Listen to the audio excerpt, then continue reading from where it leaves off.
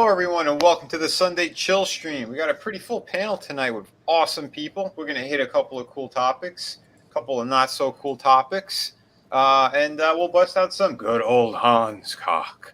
So I want to say hello to Tommy, the Guinea Pig Collective. How you doing, Tommy? Week. What's going on? Do I smell lettuce and carrots? Are people ready to supply me with what I need now? Damn it! What's going on, everybody? How you doing?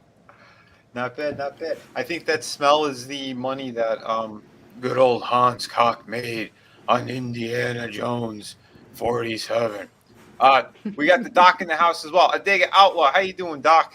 Howdy. Not doing too bad. Not doing too bad at all. Just commiserating with that. I don't know what it is. There seems to be a lot of friends that have had, and I just hear of the boy getting hit by a car. Just, it's been a lot of people in the hospital that I know lately. I just kind of dealing with it. Yeah, it's a lot of madness going on right now. But, you know, again, prayers to anyone who is in the hospital right now. And if you got into any kind of weird accidents and stuff, one of the people on panel had a family member. We just talked about it. But, yeah, wow. I don't know what's going on, but this world is insane. But you know who? Well, I don't know. Scotsman, are you a little insane too? He's insane. Completely nuts. You know, as the eternal singer Seal said, you know, we're never going to survive unless. Crazy. Well, I'm glad to have you here, Scotsman. Hope you're having a good day. Yeah, no, I baked a peach pie a little while ago. We were experiencing a hurricane out here in California. Oh, damn. So, you know. What the hell? Yeah, a hurricane went up the coast and turned into like a tropical depression. It rained violently for about 15 minutes and then proceeded to piss on us for a little while and then got a little windy and then now it just feels like a hot dog or a big dog breathing on you with hot breath, and that's about it. Yeah. Man, when I was a kid, we loved to surf that stuff. They get 14-footers out there. Yeah. Well, I live in a desert, so if I could surf it, shit's gone sideways.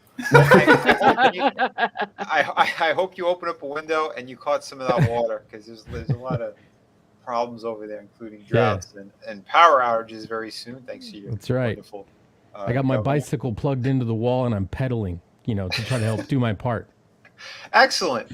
So keep pedaling. That way you stay on panel. That's right. We also have a couple of lovely ladies on panel. We got Tina Bojan. How you doing tonight? Very well. Thanks for the invite. I always love hanging with you guys. And it was my almost 21-year-old son who was run over like a traffic cone by a 17-year-old. But thank goodness he is doing very well. Minor injuries, just a short couple-hour ER visit, and get his hand casted tomorrow. And we're knocking on wood. We're thinking that was our bad tragedy for the year. So. Fingers crossed. And yeah, I'm glad that he's all right. And yeah, if it's just a couple of broken bones, good. Just again, very relieved that it wasn't any kind of head injury. So yeah. Exactly. Wow. And we got another lovely lady, and hopefully not too much tragedy happened today for you. Last of truth, how you doing? Hi, I'm good. No, not too much tragedy for me. I'm glad to hear that your son is going to be okay, Tina. Wow, that's scary. My son just sprained his ankle, so that's nothing compared to what your son is going through. So, best wishes for him getting better. But I'm glad to be here and looking forward to a good stream with you guys. Absolutely. We got two more people here. We got Chris Fisk in the house, creator of Infinitel Chronicles. Hey. Treats. How you doing, brother? I'm doing all right. Unfortunately, this weekend just vanished. Yeah. I'm already get back into Monday's grind. Yeah. Fun stuff. Chris Fisk, also a.k.a. Batman. Catching bats in his apartment like every week. It's amazing. But we do have a vampire here, and I don't know if Chris had caught him and let him go, but we have Angela Straven in the house. How you doing? Hey, I'm doing good. Should be a good show. It's good to see everybody. I would have normally been driving now, but I drove back last night from Horror Hound. Oh, nice. Drive or fly? Fly. My wings are tired. Hmm. Oh shit. Mhm. I want to hear about that too, because I know you ran into a couple of interesting people. But Mhm. first, let me say hello to everyone in chat. First one in here tonight, from what I've seen, is Awesome One. What up, man? Yo, Indiana Jill. Who's hyped? Yeah, we'll get into that. Oh my God, this is gonna be a dumpster fire for sure. But don't worry, good old Hans Koch. He gave you a couple of he dropped some hot bombshell news. So we'll hit some of that soon. Tino is saying hi to everybody. We got William Palmieri in the house. How you doing, man? Yeah, everyone knows what's going to be happening with this Indiana Jones movie. We certainly do know. Adego is saying hi to people. We got Papa Cotton in the house. How you doing, man? All right. He always has something interesting to say, and that's a good thing. But yeah, it is what it is right now. Corey Barton's in the house. How you doing, man? Hope all is well. Congrats on finishing the book. Tell your brother I said hello as well. Also saying hi to everybody. Chris was dropping in. Super fan Adam Shawhan also in the chat. How you doing, brother? We have Samba Gogo. Yep, more Indiana Jones stuff. Yeah, you bigot. I got a new bumper too for you guys and girls. This one was more along the lines of somebody that everyone just loves. Loves to hate. Well, anyway, I'll probably use this as a super chat bumper. But again, you get a free one because it's new. I got a couple of new ones for super chats. Remember, the Walton one is $5. Remember that. How long will you play Captain Marvel for? I don't know. Does anyone want me to do it again? No, nobody wants you to do it again. Don't be so modest. I don't know. I really don't know. I don't have the answer to that. Don't be a cunt. Oh my Love God. Love The it. absolute salt and disdain that woman can conjure on her fucking miserable face is so delicious. God, Yeah. she's such a loathsome person. Isn't she? It's just awful. Jeez. But yeah, so we got a new bumper just for her. It wasn't made for him. It wasn't made for him. No. Just what an evil individual, right? I would almost want to see you do your Hans Koch where it's, I don't know, does anybody want me to do it again? And it just goes, no. And it just cuts right there. I was going to. I don't know. I might do another version of it or just stop it short. Yeah. Rona, what's up, man? Always great to see you here as well, my Hey. friend. I just saw Shadowhawk. Shadowhawk Talks is in the house. What's up, man? Yep, happy Sunday. Pale Rider. How you doing, bro? He's dancing with the red dresses there, all that great stuff. I'm sure somewhere Chris is crying in the corner, and Pale Rider is still, drinking and laughing at him. But we love Chris, Sugar Chris. He's probably working tonight too. But one of these days I want to get him on a damn panel. But anyway, let's get into this stuff because there was the old D3 that hit and all that nonsense. So let's hit some of this stuff. So everyone, you guys have been bringing it up already. Indiana Jones 5 and Harrison Ford with his emotional distress of not wanting to do this film anymore. Now that it's done, I'm just thinking about more money. But he was on stage. Like, I don't know if he was having an aneurysm or if he was actually getting emotional, thinking about the money he made off this film. But it's going to be shit. Because they're pushing that Phoebe Waller nonsense, and it all signs point to her being the new. Someone said in the chat, Cindiana Jones. It's going to be bad. So, buckle up. It's going to be a bumpy ride. I hear he signs the movie off with, I belong in a museum. That's how it ends. Roll credits. They had multiple takes, I heard, and one of them was like, "I'm gonna crash this on Kathleen Kennedy," and this time he didn't walk away. But they said that they filmed an ending where he dies. There's one where he lives. There's one where he's passing the mantle off. There's a bunch of rumors, But you know, you heard it here first from good old Hans Cock.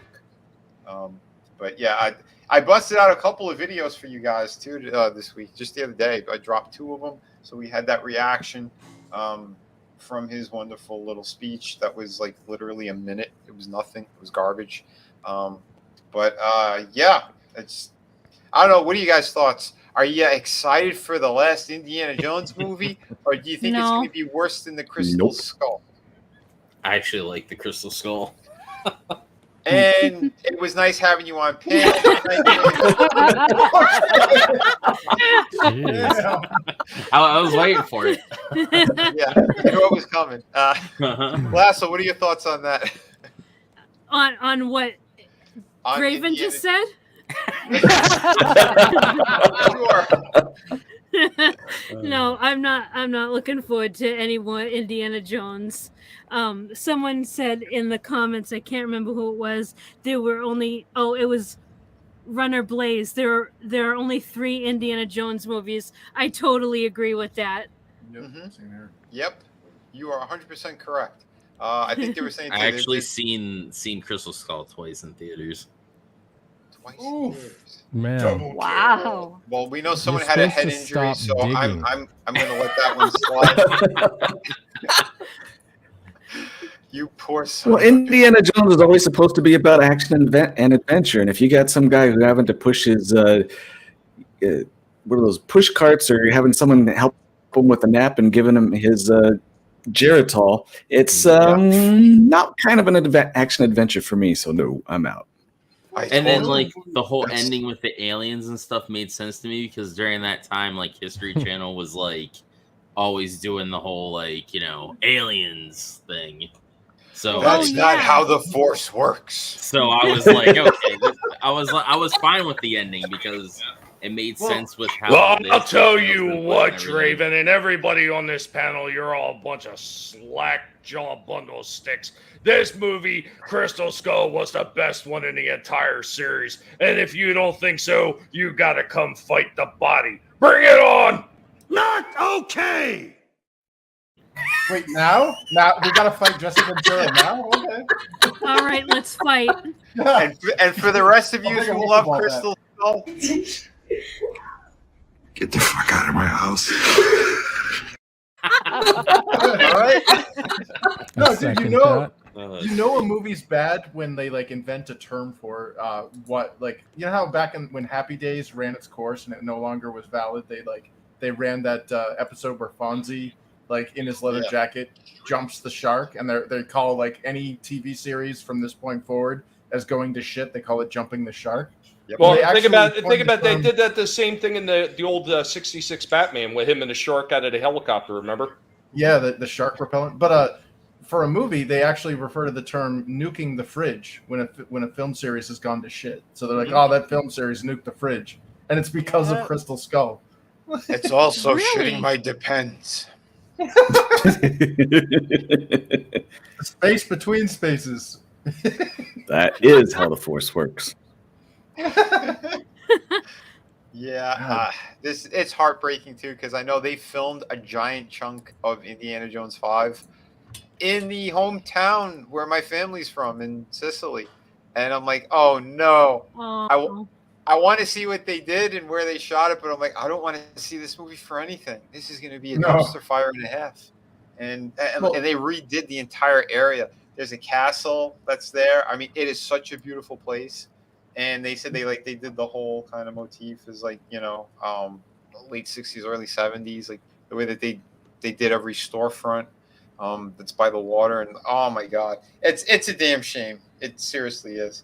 And I know, like, because the locations over there are freaking gorgeous. There's like one of the biggest temples there, like a Greek temple that's in that area. It's one of the few that's still, it's up. It's not completely destroyed. It's, for the most part, and completely intact.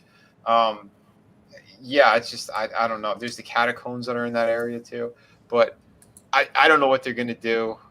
The movie sounds like it's gonna be bad if you have that Phoebe that they're pushing to be like this freaking the next lead or to take over this franchise. Oh, Like, yeah. well, That's a trope. They've overextended this trope of taking an established white male character and having it replaced by a girl. You're basically saying that female characters aren't good enough on their own merits, that they need to ride on the coattails of established male ones. Like nobody's happy with that. Well, especially when they're hitting about 90% of the movies that are coming out of remakes or continuations. About 90% of them they've done that too. Oh yeah. Hell, they even did it to comic book characters. Remember, like when Wolverine was replaced by X-23. I think Daredevil got replaced by Elektra. Like, what the hell? Even Doctor Strange, like the new Sorcerer Supreme, is like a chick. Like, what the hell? What? Oh my god. Yeah. Dude, these people are ridiculous. You know what? I know how they could reboot the whole franchise. You do a stunt double who's dressed like Indiana Jones. You CGI his face, and you get me in there to do the voice. $1 billion overnight.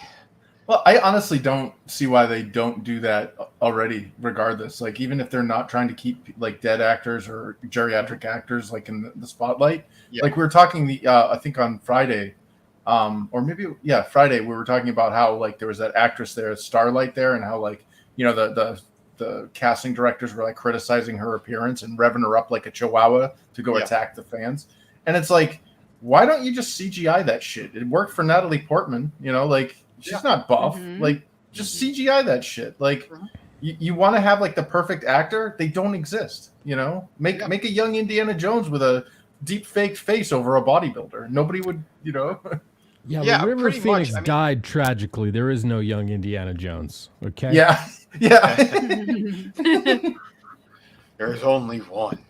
So stand back while I whip this up. Papa Cotton says the Raider has already been done. You're right. You are 100% correct. Yep. They killed that one too. She's just a knockoff of Indiana Jones. Same thing with Uncharted. But Uncharted did something a little bit different. Like, they went more with the comedic approach to it. Well, the games I'm talking about. And it did feel like a great action movie, those games. They were incredible. The movie, I was kind of surprised by it. I thought it was going to be a piece of shit, and it was pretty entertaining. Yes, they did their own thing with it. I know a lot of people, like, either they liked it or they didn't like it. For me, I thought it was still entertaining. It was good. And I was happy to see that Nolan North got to have a cameo in the actual film. So that was pretty cool too. Well, feminism destroyed Tomb Raider, though. I mean, it originally wasn't. Like, it originally had this, like, smoking hot babe, cheeky, like, British, you know, heir to a fort. Like, it was basically like DuckTales more than Indiana Jones. And they ruined it. Like, the feminists got in, they made her all dour and, like, miserable and, like, gritty and realistic. That's not Tomb Raider. Tomb Raider is this hot chick that's like doing ninja flips and stuff with twin pistols. Oh, absolutely, dude. I was in that franchise from the first game, like, right away. Loved it. And yeah, they try to do a couple of different things throughout the years, but when they did that kind of soft reboot thing to her, it's funny too, because I know someone who was working at Crystal Dynamics, and she was like one of these people who was doing like promotion and shit for them. And she despised what they did. It's funny because like she had to go out there and promote it, and she fucking hated everything about it. And she couldn't really sell it either. I think she eventually did leave, but it was heartbreaking to see for her. And like, and I played it, and for what it is, it was still a fun game. I like some of the shit that they did, but it's not what it was supposed to be. Yeah, it just wasn't lighthearted and fun, like, you know. Yeah, it was just you're right. It was this whole dour, sad fucking thing, and then the group of people they tried to put into the game too, with like made no sense. They tried to make her a little more human, and the diversity nonsense. Like, you saw all that shit there, but you know they were smart enough not to focus on those people, and a lot of them were just cannon fodder. And it was back before Angelina Jolie cut her boobies off. Yeah. Even those films, like those films came out long after the games. But like they still had that like fun, you know what I mean? It was like let's go adventuring, you know. It was debatable. Like, like you can see the beginning of the end in it, but it wasn't like the latest Tomb Raider film where it was like, dude, I fell asleep watching that. Like, it was unfun. It was boring. It was miserable. That movie sucked. That movie sucked so bad, and I think that the new Tomb Raider. Yeah. I didn't mind it because it was like the game that of the new Tomb Raider. Yeah, They and the tried to, game but was it was a Yeah. really weak version of the game. The game was It way was better. the game is way better, but Yeah. So do you keep that DVD right next to your Crystal Skull DVD? No. I don't even own Crystal Skull. I'm sorry, Blu-ray. My bad. I don't even own Crystal Skull, so Yeah, dude. I just enjoyed it for like a one or two time watch. Yeah, and like that original one with Per Jolie, that movie was so horrible. I saw it in theaters when it came out, and there was like one or two scenes where like, oh yeah, the visuals are there. Like, all right, we got her in a tomb. But like they even had to give her like fake tits on top of it. Like are you kidding me? They put like the chicken cutlet fucking thing inside of her bra. Like, and you can see it didn't look right. It looks so bad. Like, all right, you should have just chopped off your tits earlier then and get complete implants, just like the character, if you wanted to have a fake look. Not put those chicken cutlets in there. That looked horrible. Oh, jeez. Salmonella poisoning on the set of Tomb Raider. Right? It's just, oh my God. Don't forget, Daniel Craig was in one of those stupid things. Hey, Lara, it's me doing my really horrible American accent. Like, oh, it was painful. Absolutely painful. But from the female point of view, I've worn those chicken cutlets once. The most uncomfortable, miserable experience of my life. it looks like it. I mean, I'm telling you, like, Never. Yeah, when I don't know, dude. Who makes these decisions in these films? Yeah, that was not designed by a woman, by the way. That was not like was it original I recipe, would agree. extra crispy? What are we talking about? I know it's got a KFC logo on the side. Yeah. Holy crap! And It's weird. I mean, you take them out of the package and they wiggle around like you would, like if you took chicken breast, like a Purdue chicken breast out of the package. They kind of similar shape, texture, just totally gross. Just roll them in flour and throw them in the grease. That's what we're having for dinner tonight, kids. Yeah. After a long, hard day at work, you want that chicken cooked. Kids, we're having mommy's boobies for dinner tonight. Oh, my wife. I call like her the old chicken. times. She looks like a plucked chicken. Have you seen Calista Flockhart's disease? Oh. It's the new bird flu. No, yeah. Oh, it's all terrible. All that stuff is. Well, I figured by now, after all the crashes that he's had, anybody that Harrison Ford is with would probably look like I don't know, that guy Morbius. His Yeah. face is like a broken vagina. Papa Cotton, those were actually designed by a woman. They were those chicken cutlets. Really? Wow. That's crazy. I'm impressed that you knew that. He studies those Strictly things. for research. Yeah, strictly for research. Anything to do with it has to do with breast, he's like, yeah, I'm on it. Listen, dear, bring those muskrat tits over here. I gotta do a thing. Okay. Blue Samurai. He's sending best wishes to Tina's son as well. Thank you, brother. Yeah. Oh, Great. thank you so much. Great dude right there. Awesome person. But it's the other stuff that went down over at D3. So there's been a lot of talk about Marvel nonsense too, and they're doing some really terrible shit over there. So stage 5 and 6, like, I don't know, it's a black mass that just rotted off at this point. I don't know who's gonna watch this shit, but they have like the Defenders, like they announced that crap. Well, I think I got a shot of that somewhere. They already have that on Netflix? I don't know. Yeah, they Is did. it? Well, the Yeah, they did. Defenders It was was- Luke Cage, Daredevil. Yep. Oh no. Iron Fist and Jessica Jones. Okay, that's It was right. That's the fair. Oh, this is the Thunderbolts. Thunderbolts. That's it. Thank you. The what? Yeah. The B The team? Thunderbolts. Pretty much. Yeah. C team? So yeah, it's The B F team, team. all right. Well, they Julie Louis had Dreyfus already on the left. they had already done the Thunderbolts with oh God, what was it? It was that side MCU stuff that had kind of like Agents of S.H.I.E.L.D. and all that stuff. They had the Inhumans. That was basically what was the beginning of the Thunderbolts, I thought originally, wasn't it? God, no, I don't think that so. was dude, that was so unwatchable too. Your Oh, main How about character you guys, can't so but talk. this Kick-Ass 3 cast is looking lit. Yeah, and they shaved Medusa's head too. Like, it's Yeah. like, what the fuck? Well, look at Elaine old- over there on the left. Deep, deep, deep. Ermac, or well- is it Ermac? Or...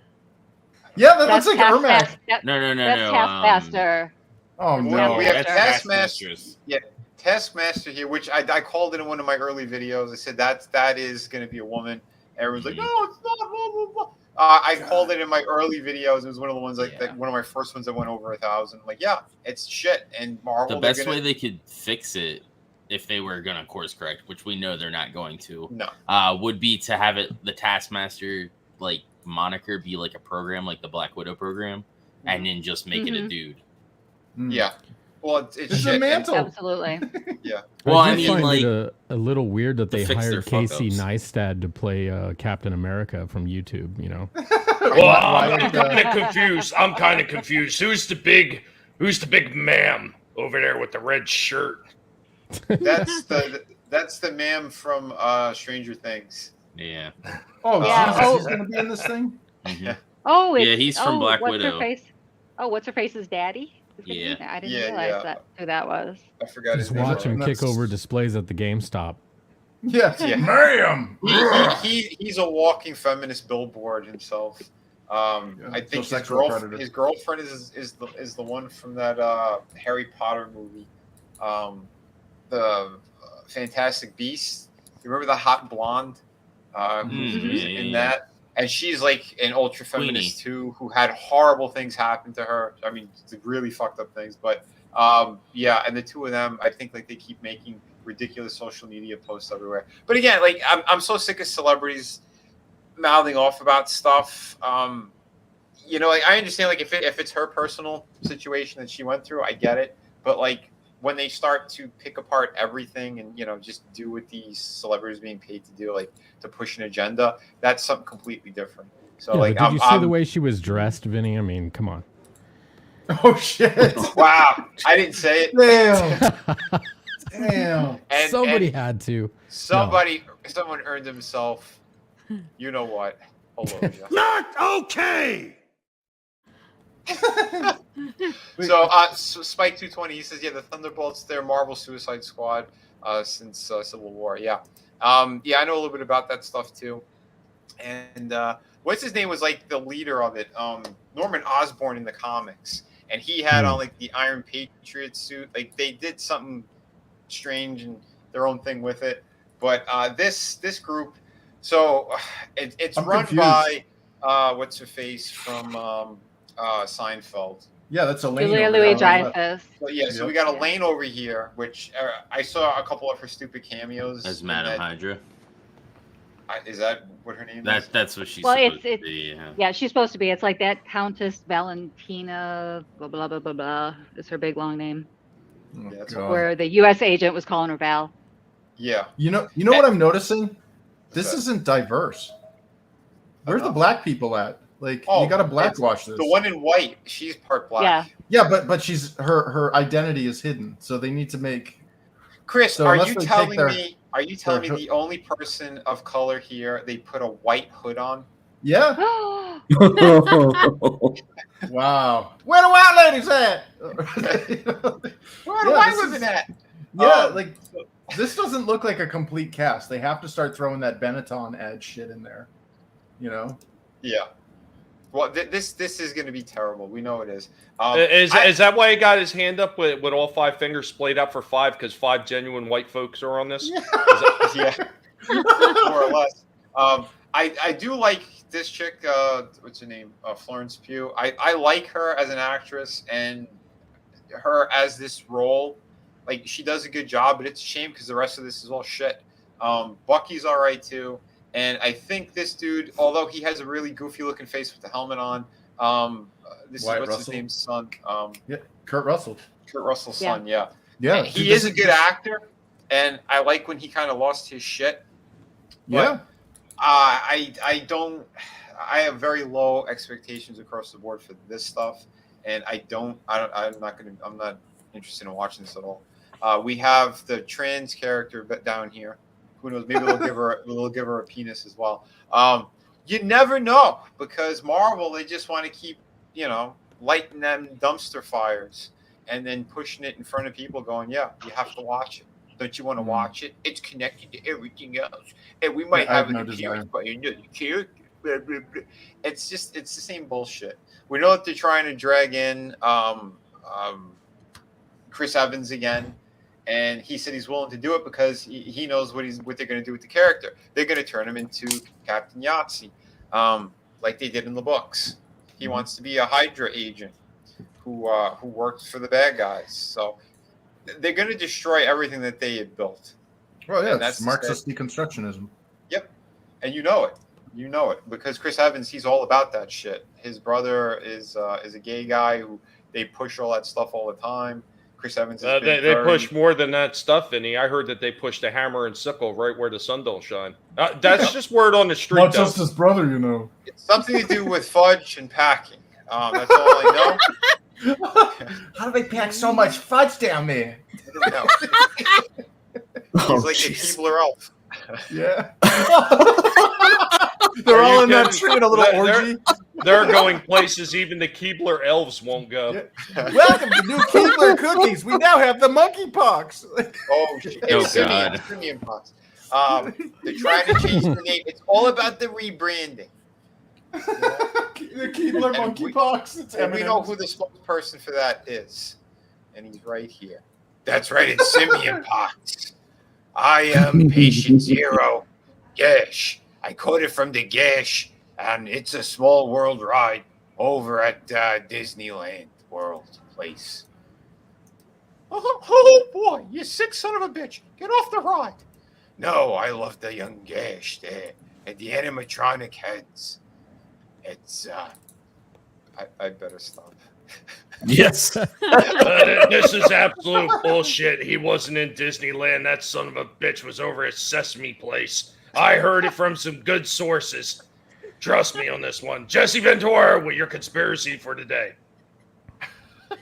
Sesame Place. Oh my god. I've been there as a kid. Holy shit. It's the stuff of nightmares. He's raiding the Ronald McDonald house. Right? They can't run because they're all crippled. Oh, it's priceless. So. I love those little wheelchairs. I use them like roller skates, and I chase them down the hallway where they crawl and shit. It's awesome. Oh, jeez. Could you imagine some Not okay. Imagine some poor kid in that Make-A-Wish stuff winds up getting Ron Perlman at his bedside. Oh, God. Oh, more than just the side of the bed, little sweetie. He's done that too. He's dressed up as Hellboy. Like, oh yeah, that's what a kid really wants to see. They're on their way out. Here's a devil. Here's a devil who's pushing child stuff. Yeah. Wow. It winds up being a scene out of Airplane at the end. Have you ever been inside of a Turkish bath? Yeah. Oh, God. Oh, man, naked. Have you ever been in a Turkish prison? Oh my god. Oh god. Yeah. You ever seen a grown man naked? Well, never mind. I can't go there. It's gonna be bad if I went there. We need a palate cleanser. They arrest shit. What's this bullshit? I don't fucking care. It don't matter to Jesus. But you're not fooling me, man. You might fool the fucks in the league office, but you don't fool Jesus. Laughable, man. I would have fucked you in the ass Saturday. I'll fuck you in the ass next Wednesday instead. Woo! You got a day Wednesday, baby. Awesome movie. Did you ever see that Ghostbusters 2016 where the cast went to a hospital for like Make-A-Wish or whatever, and they're all in the foreground smiling, and then in the background there's this black kid on like a respirator with this like look of like "kill me now." Oh my god. They're like totally oblivious to their surroundings. They're all jolly and happy, like posing, and there's this kid in the background that's just like dead. Wow. I feel like you would see that on The Boys. Yeah, exactly. Oh my my god, that's again one of the best shows. I mean, we'll cover a little bit of that too if you guys wanted to talk about what's her face, Starlight. But before we get into that, we'll have Billy introduce. Holy fuck! That was diabolical. So that Erin Moriarty. We talked a little bit about that on the Friday stream, but she doesn't want to be a sex symbol on any level, and she's getting so upset that people are referring to her as one, and she's claiming all the criticism she's getting. I'm calling it a stunt. I think the whole thing is a stunt. They want to get more attention. They want some more viewership again. That's what I'm calling on that one. I don't. Have you guys saw some of that shit? Because I heard about some of it. Yeah.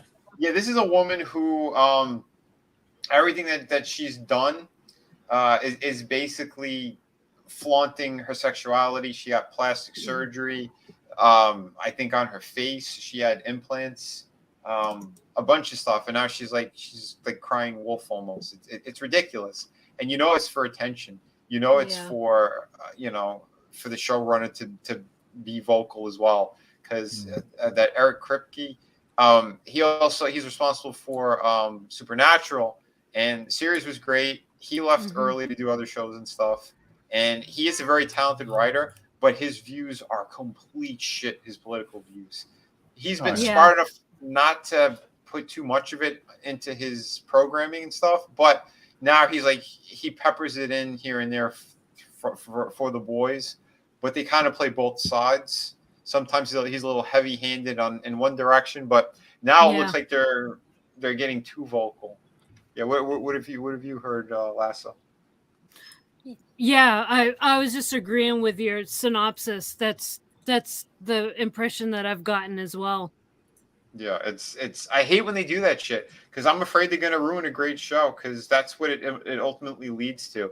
So they try to pick fights with fans, and then if they don't get the results that they want, they end up pushing it into the shows.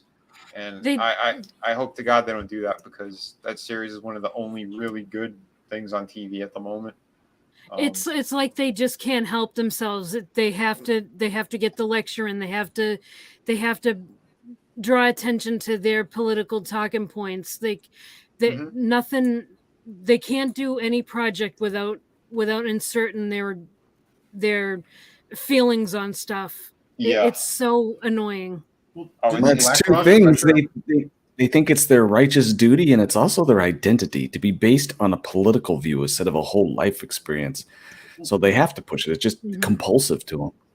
Well, isn't it because BlackRock is forcing them to do that? They have like a weird social credit system within Hollywood and within our media that they have to push this woke garbage or this Marxist garbage to get like points or whatever from BlackRock's media. Like, I mean, I remember reading something about this where I don't know. It is the money that's controlling everything. I mean, and that's the sad thing about it. So like, that's why whenever there is something good out there, I'm happy to talk about that. I'm happy to push that. I know most of the people on panel, they haven't seen the new season yet. I did watch it last night and today. I'm like Cobra 4 episodes in. Yeah, Cobra Kai season 5. They did a great job. They left out all the bullshit. So this is another solid season. So without any spoilers, I just, spoiler free tonight. It is really good. There is a lot going on in this season as well. Yeah, you still have your handful of kind of, they throw in their cheese moments here and there, but it's fun because they do like nostalgia kind of throwback stuff, but just like in the other seasons. But Johnny, he's got a lot of growth in this season as well. You see what's going on with that stuff. I think Terry Silver, they really play him up to be a super fucking evil individual. And what they're doing, like it's good, it's solid. That cast is great. The scripts are really good. Run a Sword as well. That's awesome, man. Nice. Once everyone does see it, I do want to have like a full stream about that. We can do like breakdowns too on the episodes. Yeah, sure. Awesome. Yeah, because I know I'll have to watch it. We had done that on I think season 3 and 4 with Walton as well. So just letting you guys know. So catch up, and then we'll do a big stream on that. I'm sorry. Go ahead. So, how did you feel that season 5 compared to season 4? Because I was not a big fan of last season. This season's better than 4. All right, sounds good. Yeah, I think it was. Because you do get a lot more out of the characters, and I like Chosen. Yeah. He's very solid on this season. I like the stuff that they did with him. Yeah, Johnny stuff's good. There was more focus on Miguel as well. Which I think overall they did a very nice job with it. Some things were a little predictable. Other things, it's like, okay, well, that was pretty cool. And yeah, they gave you, of course, another cliffhanger. But I do think, or correct me if I'm wrong, but I think they said season 6 is the last season. And then they're going into 3 movies. Oh yeah, okay. Really? Oh, At least wow. that's what the rumor is. That right. Once the series ends, they're planning on making Cobra Kai films. Oh, that's pretty cool. Cool. Sweet. Yeah, yeah. Oh, yeah. Runner also agrees. Yeah, he goes 5 was better than 4. Yeah, absolutely. Nice. So that was a good thing. But yeah, excellent. Oh yeah. Oh, Blue. Yeah. Sorry. Yeah, if I was too quiet, guys, just let me know. I've been loud last week. Anyway, speaking of other good things, I was actually surprised with the Black Adam trailer that dropped. It actually looks good. The first trailer didn't sell me as much, but this one looks pretty damn solid. And he is speaking another language when we first see him. So at least they covered that. I don't know if he uses magic to speak proper English. If they have something written into the script, fine. I'm cool with that. Because I was bummed out that he didn't have an accent. Because everywhere you're supposed to hear Black Adam, like the character has an accent. He's not from America. Mm-hmm. You know, but yeah, it looked good. I mean, The Rock looked like an extreme badass. Some of the other characters, I'm not fully sold on. Dr. Fate looked good. Pierce Brosnan. Oh yeah. Yeah, he's pretty damn solid on that. I like how they did his kind of magic effects and stuff too. Because they have him like floating in a scene, and as he like lands, he's just holding the helmet in his hand, and he's like in regular clothes from having his big outfit on to that. Like they did like a quick, awesome transition. Like it looked good. It looked solid. But yeah, I am kind of curious to see what they're gonna do with this film, because from here, I mean, there are rumors out the asshole about Henry Cavill, and as you can see, someone did like a bad Photoshop image to get him in the shot. But I am interested to see that if they're gonna do like if they're gonna do a post-credit scene where Cavill's in it, because they're gonna have to step it up in a big way. There's been so many rumors circulating. They're saying Marvel snatching him up. There's people saying that's not true. There's a bunch of fake stories that went out as well. But it does look like Marvel was eyeing him, and right now the big rumor mill is that he is signed, but it's not what you think it is. There's been disinformation going out there that he's part of Fantastic Four and he's Victor Von Doom. No, he's not. They're not doing that. And if he were to sign, he said that Captain Britain is the character that he wanted to play. So I also heard that he was Hyperion too. yeah, that was a rumor I saw too. That one was going around for a while. Okay. But yeah, right now all I know is they said that there's about a dozen big actors that they signed. Gotcha. And they didn't. And again, there's some shit that's thrown in with that it might not be as accurate, but it looks like Krasinski is signed again. So obviously, character that got killed off being freaking stupid. Yeah. So who knows? It might be a multiverse version of him. Who knows? Who cares? Again, I'm not going to be watching it. Jodie Comer got signed. They said John Boyega, but yet there's also reports coming out that Boyega said that he was never going to be part of any big budget movies like that again. He didn't want to be part of the Marvel universe. So don't know if that was just bullshit to throw people off or if the other situation's bullshit. But you have that. You have, they said Denzel Washington. He also said that he doesn't want to be involved in any of the Marvel stuff. He doesn't believe in Disney. Good for him. Yeah. Nice. So yeah, fingers crossed that's the truth of it. That, yeah, none of these people are signed, because I don't want to see them doing well on any level. I think Disney shit the bed completely. They need to get rid of everything because of all the shit that they're pushing, how they're hurting individuals and all that stuff that they did, and that DeSantis pretty much put a stop to. Yeah. So right now, I'm looking more forward to DC projects as long as they stay solid with it. Because Shazam, I thought was a good movie. I enjoyed it for what it was. No, it's not the best thing in the world, but I thought it was going to suck completely, and I actually liked it. And I'm looking forward to seeing what they're going to do in the sequel and how they're going to, finally do, Black Adam versus Shazam. But The Rock has been saying it for years. When they do that big fight, it's not just going to be him versus Shazam. It's going to be with Superman, and he wanted more of the Justice League as well because he said that Black Adam. You know what I hated about Shazam, Vinny? The one thing I hated about Shazam is should have been an origin story, should have been a getting to know Shazam, and then they had to include all these other players into the mix on that one. I felt like that was just rushed. I felt like that was forced in there for diversity's sake, so to speak. I mean, those characters did exist in the old DC comics, but they didn't come until much later on. They didn't come out as soon as his character was dropped. Of course, his character was actually before DC because it was by another independent comic creator that DC wound up absorbing. But why couldn't they just start off with an origin story just for Shazam and then bring all those other people into the second one? Why'd they have to force it? And I felt that cheapened the movie. I agree with you to some regard. Although when it did happen, I'm like, oh, they really are going to do it. Like I was a bit surprised. I thought it kind of worked, but then at that point, you're right. Once you introduce the family already, now the whole dynamic's going to change. Now it's not a solo movie. It's never going to be a solo movie. You know? And that's why I don't know where they're going to go with it. And yes, they took a lot from the Jeff Johns story that he had done, and that was pretty cool. But there was a couple other elements that were different in there. But yeah, wasn't you're right. It's too rushed. Like before the family stuff, which came much later in the Captain Marvel or Shazam series or whatever, wasn't there a point where Shazam was actually a composite of like 3 kids? Like originally it was Billy Batson, and then like other kids joined him, and it became like if you've seen the Flashpoint.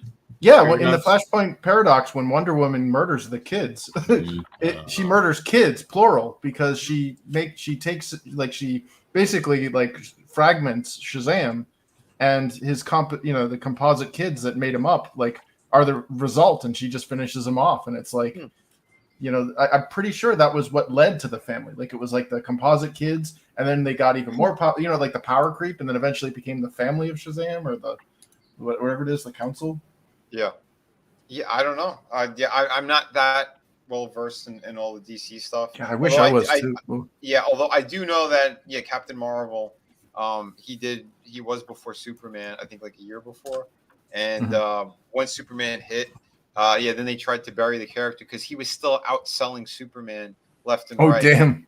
Yeah, and then they had acquired them, and then they never wanted to use the character. They did pull him out, but they didn't want to make him as powerful. But yeah, he was outselling Superman. He was like the number 1 character, and they had to bury him for a while. So that's sad and screwed up. Because it's I thought that's apparently that's Captain Thunder. Captain Thunder is the composite. Yeah. Okay. Is that a derivation, or is that like a completely different character? That's what it is in Flashpoint. Oh, in the comic. Okay, so it's that specific other realm than that. Yeah, it's not a legit. Yeah, gotcha. But yeah, so I don't know. I like to see where they're going to go with this, but it does look like Henry is all in. There's also another producer. There was an interview that leaked, and the guy goes, I don't talk about spoilers, but I'll just say it'd be a big spoiler if I confirm.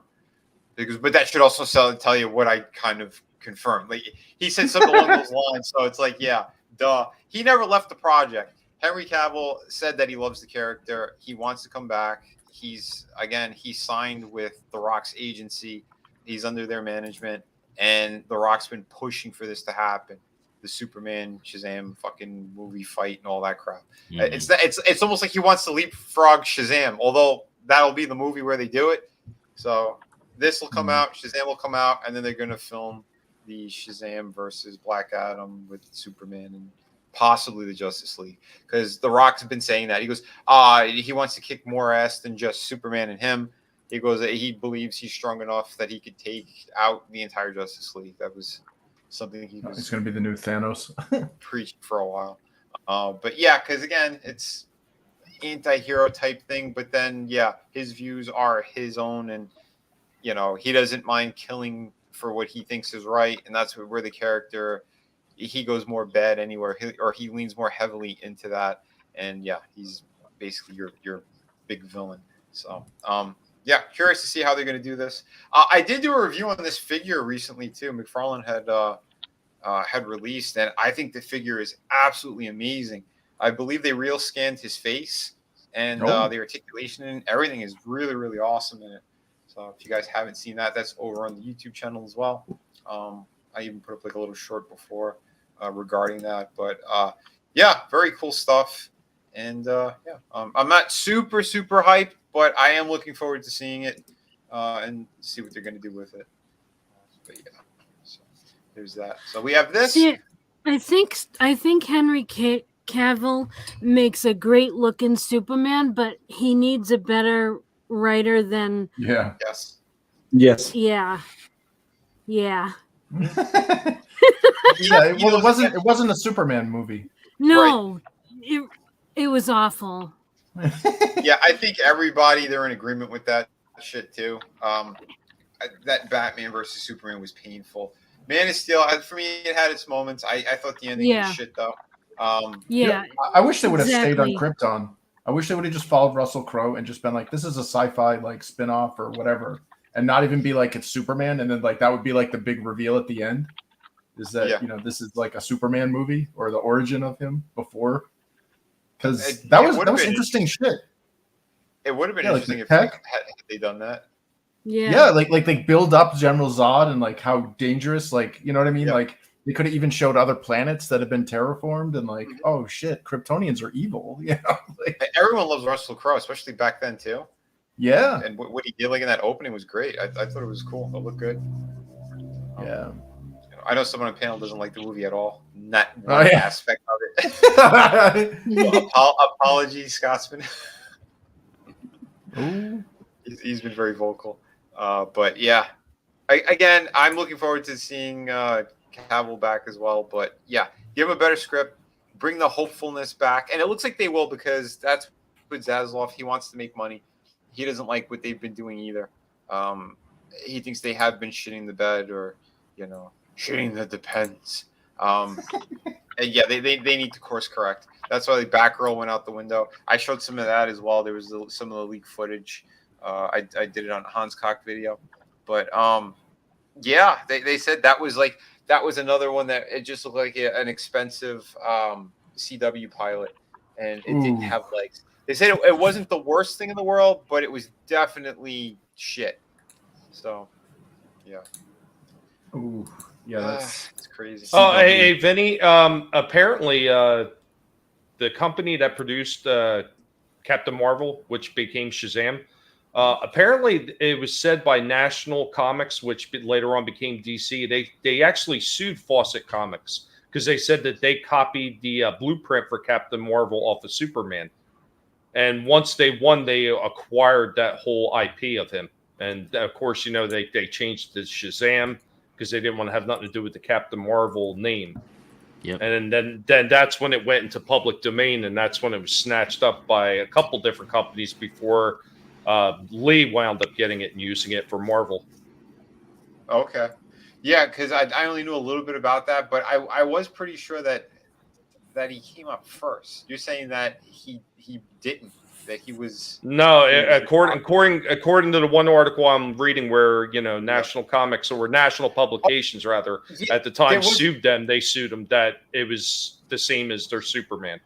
Yeah, I remember there was a documentary that covered part of this, and yeah, they said there was a debate between it, and they said that no, Captain Marvel was created first, and then they tried to say that it wasn't, and that's why there was a problem too with the two guys who created Superman. They're saying that it was ripped off from in studio, and they happened to get the book out before Action Comics and stuff came out. I think that there was something that was up in the air. There was some fishy shit going on, but That'd be a heck of a challenge to prove. Right. So yeah, I don't know. I don't know the full details about that. It's been a while since I've seen any of that stuff. But I know there was a documentary on it. But yeah, that's it's crazy stuff. But you could see again how comic books in most cases they've been so cutthroat or just nasty to begin with. It's insane. Then you had like the little factions where people were helping each other nonstop and they were really building stuff. That's where you saw really good growth in comic books back in the day, until it started getting poisoned again. But yeah, it is interesting to see the ups and downs of everything, and kind of like how these characters grew and who's sticking around, who got screwed over, and who bought up what. It's crazy. It's crazy. I told you when I was working at McFarlane, when Marvel they were on the ropes, Todd almost acquired a couple of their characters. If he wasn't so cheap and stingy, I mean, he would have. And that's the sad thing. And he wanted two characters. He wanted Wolverine and he wanted Venom. Those are the two characters he was looking to buy. So had that happen, I'm really curious to see what would have gone on, I guarantee you there would be figures all over the place of freaking both of them right now by McFarlane. Yeah. Definitely Wolverine for sure. Wolverine, Scuba Gear Venom. Oh God. Yes. He would have milked it like he did with Batman. Oh man. Hazmat suit. What? Swim trunks. Yeah, that's so stupid. Everything hazmat action figure. That's it. Yeah, Batman. We're gonna put him in a dress. It's gonna sell because it's Batman. Yep, and it would. Right? I am waiting for him to come out with the rainbow-colored Batman. There is that action figure. Mommy, don't say that. Yeah, there is a rainbow suit. He did one. He did do one that was fucked up like that. Yeah. What was it called again? He had a stupid name, like something Zur. I have no idea. All I know is I saw the action figure on like Google Image, and it wasn't like a fan one because it was like at Spencer Gifts or something. It looked like something out of it was like a trick or treat outfit. He had like purple, like a purple chest piece. He had like bright yellow shoulders. It was all a mishmash of shit. That's what you're talking about, right? I think somebody ate a bunch of Skittles and shit it out on them. Yeah, it's pretty bad. Yeah, more West or less, Hollywood right? only has their champion. Sorry. Yeah, that's the rainbow you don't want to taste. Skittles diarrhea Batman. Just rolls off the tongue. Oh my god! Yeah, I'm waiting for that. I'm waiting for the next, Pride Month. When he's well, dude, every month is Pride Month now. You see that? I know. Like they're like trying to make new gay holidays and shit here and there. Dude, nobody wants to see your little bedroom fetish. Okay, get over yourself. Like for real, it's just getting out of hand. It's creepy shit across the board. Damn it, I don't remember the name of it. I seen it in stores myself. The one you're talking about, Chris. Yeah, I saw a Funko Pop of it, and then they did like an actual. It looked almost like the Brave and the Bold kind of style, but it was like you said, purple with the yellow shoulders and shit. Yeah, it was really bad. But I'm seeing they literally do have a whole. The Brave and the Bold one. Yeah, they have that. Oh my god, these things are just terrible. When do we get to have a go get bent or go kick bricks month? Because I would love that. Yeah, we need to make that happen sooner. Because this is ridiculous. I can't believe just all the pussification of all these characters, and just to again, you don't deserve heroes. Take them away. I shot a little short. I was in a store and I saw the Millennium Falcon, and they have like the little tiny figures that go with it or whatever, and they made sure to leave out Luke. There's no Luke. It's like, again, no, you're not supposed to have heroes. In that set, they wanted like Princess Leia to stand out. It's like, what? I'm kind of curious. How soon before they get offended over the name Millennium Falcon and change it because maybe some millennials get offended? Yeah, Millennial Falcon. Right. Doesn't Sweet, work. Brave and the Bold. This was a Brave and Oh, Bold one, but God. there was something. It was a different figure altogether, and it was Yeah. almost Okay. like Batman was evil too. Yeah, he didn't have stripes. It was like his cape was striped, but like he had yellow shoulders and like a purple cape, or like purple outside of the cape, Yeah, and like chest piece that was purple. Yeah, that's just terrible. Like, God, like this is the most unsightly. Like, this is like when a 3-year-old first gets a grasp of like crayons and like can stay in the lines. yeah, that's exactly it. Damn, they had a lot of stupid ones. Oh yeah, hold on. I think I found the Zurin R is what they called it. Really stupid name on top of it. Hold on. Yeah, put it in here. Zurin R. Yeah, like well, I don't get, and there's like Batmite or whatever. Is that Another- his gender? Oh, Is that his pronoun? That looks Hold terrible. on. Oh, I still got you up here. Hold on. Yeah. Yeah, this looks was it. Yeah. Awful. This is ridiculous. Yeah, yellow arms. What kind of what eyesore is this? Look at that. Hey. This is, Look, he's got his little Down Why? syndrome pet. What is this? Batman and potato. What's it? What's it from? the comics apparently. Yeah. That little guy's like the guy in Teen Titans, isn't it? That they call pretends him to be Bat Robin. Boy. Oh, Batmite. Batmite. Bat Yeah. mites. Yeah. That sounds like a parasite. Like, Yeah, I got again, some bat mites. that era I know nothing about. I don't want to know anything about it. I think it's just all ridiculous. It's painful. This shit's just painful. Every shot of this thing looks worse. Yeah, it just gets no. No.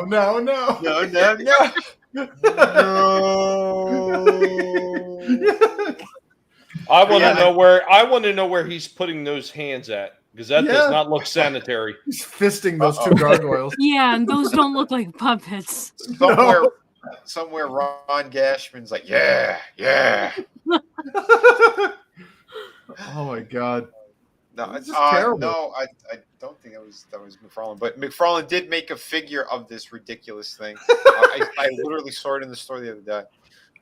Yeah, you get that, Mike. He needs special He's food to remove similar them. to A little comb. he's Awful. similar to Mr. Mix-Up whatever the fuck that guy's name is. Mixopolitilic. Yeah, he's basically like Batman's version of that. Okay. Yeah, I that's know. right. Batmite is like an imp similar to that villain. I remember the Yep. original, the 90s cartoon. They did have, if you remember the guy who was making all those robots and shit. He had like duplicates that he was making of people, and they were like going to replace Batman. I don't know if you remember that episode, but the scientist guy, he had made, at least in the cartoon, I don't know what they did in the books, but in the cartoon, Batmite was literally a robot. It was a little robot that he was like using, like, flying around and helping him or some shit. But yeah, they have so many bad storylines. It's ridiculous. Yeah, they just milked this one into oblivion. Yeah, they even got like an artist to do a darker, representation. That And it still looks horrible. Yeah, it looks like Ronald McDonald with a Batman cowl. Ronald Eat your McDonald fries, grew up. kids. Yeah. Rubble, motherfucker. Mayor McCheese, your city is crime ridden. It's straight up just ridiculous. How do they do this to these characters? They just ruin them all. Well, they have no respect. They didn't create the characters. It's like what Tolkien said. Evil can't create. It can only corrupt and destroy. Yep. He's 100% correct. And yeah, that's it. They love destroying. That's all they seem to know how to do. It's sad. It's twisted. God, remember when they destroyed that poor fan artist who made like the Steven Universe figures? She made like the paintings from Steven Universe, but they weren't fat and gross enough. So like they like drove this poor girl to like, I think they like drove her off of Twitter and stuff. Oh geez. It's like, sad. dude, even your own little fucked up creations like Steven Universe aren't safe from your sickness. Like, Yeah. William, to bat them. Bat them, dude. You know, we joke, but I think he's onto something. I bet that's what we're gonna do for the next one. Oh, yeah. Bat them. Dude, I showed you guys what was on Friday and I showed you in another stream. They trying to make Batman gay, kissing Superman. It was an older story, and now they're bringing up something again, saying, "Oh, in his youth he was bi." Like, what? You people are disgusting. That's not what the character's supposed to be on any level. Why are you bringing sexuality into this stuff? It's supposed to be for kids and for people who just enjoy seeing a fucking character kicking ass and making sure that evil doesn't win. It's kind of simple. No, let's make it about sex shit all the time. Well, because it's one of the last few mediums that they had to really just push and hammer it freaking home, because they've got it everywhere else. They got it all over the news. They got it, all in the papers. It's everywhere else. So why not push it there too? I mean, they've been pushing it. They've even been pushing it in little kids' books. Like, oh God, what were those books called? The ones with the golden edges on them. Yeah. Those golden books. Yes, Go the to Barnes golden and books. Noble. Yeah, go to Barnes and Noble and look at the kids section. Anti-racist baby. Yeah. Pretty bad. Awful. But yeah, don't forget too. They literally caught doctors and teachers talking about the trans stuff, that they're pushing this on children, and they had a conversation that leaked with the doctor's office, and they said, yeah, there's no age restriction limit. Yeah, we'll go as young as and said like a single digit number. This is demented. We got to reduce the population somehow. Let's either have them willingly doing it with the rainbow initiatives, or we'll increase crime and have people knocked off that way, or we'll just and more simian pox and more simian pox, more disease. Yeah, they're bringing back polio. Come on, let's speak polio. Polio never left, and I don't get me started on that one. Yeah. But yeah, speaking of diseases, so we'll go back to Indiana Jones for a second. This thing is plagued with some horrible shit. So yeah, this is I guess some concept artwork, and what do we see here? This is another little bitch in a leather jacket. Oh yeah, you would have thought that this came from the Crystal Skull, but apparently, I guess that's the Phoebe Waller-Bridge character. She has the same haircut as Kate Blanchett in the Crystal Skull. Yeah, so they took her haircut, and then they have Shia LaBeouf, just like they probably just took him and did CGI and removed his head. It's going to be the same exact thing. You're going to see her swinging in the vines with the monkeys and then getting eaten by giant ants. Yeah, how are they going to explain like what's going on with that whole shit with like his son and stuff, right? Or his transitioned. The doc is right. They didn't actually say it was his son, but that's what the implications were. But yeah. Nip and tuck. That's it. Oh, this picture I see now, Indy. That is called a sarcophagus. You open it by lifting the cement off the top.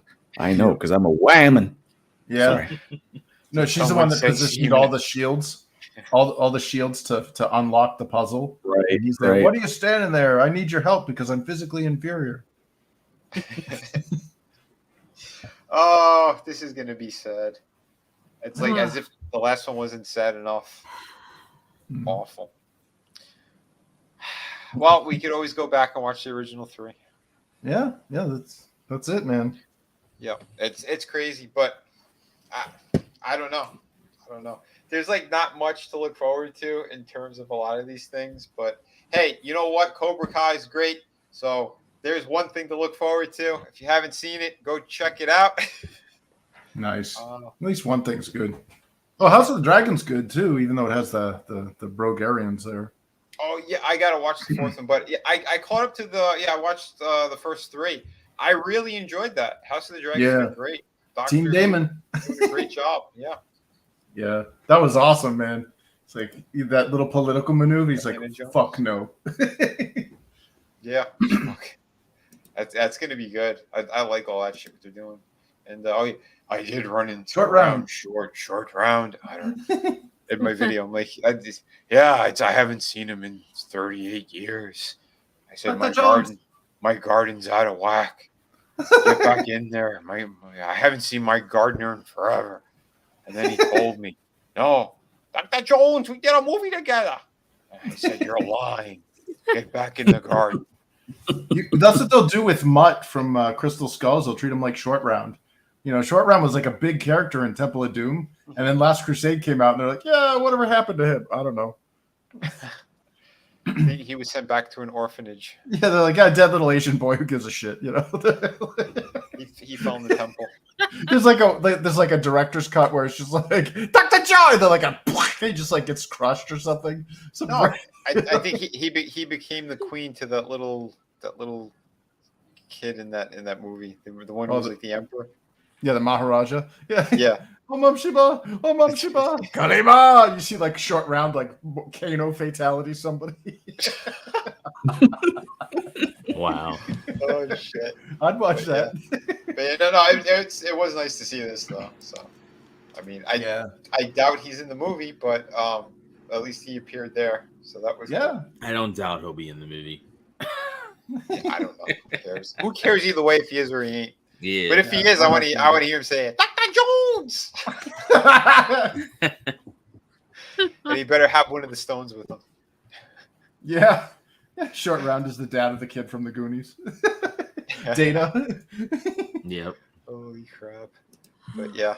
So interesting. I don't know. But you know, I am curious. I do want to see this. So let's make it happen, Rock. He's been wanting to make it happen. Make it happen. Because I think it'll at least look cool on camera. Yeah, I'm tired of the anti-hero shit, to be honest. Oh, for sure. But, you know, I don't think they're going to shy away from it. It's just, I think straight up from his movie, he's going to be turned into a villain, like, immediately, since he's killing anyway. I think from the opening scene, when he gets released, he fucking kills a bunch of people. So. Well, if they're Trump supporters, he'll still be a hero. You know? Oh no! Yeah, that's what they'll do. No. It'll be like a bus, like a MAGA bus or whatever, to just pick it up and throw it into the atmosphere. Well, and like, I mean, yay, he's a hero. The Rock has been pretty good about not putting that shit in his movies. So, yeah, fingers crossed.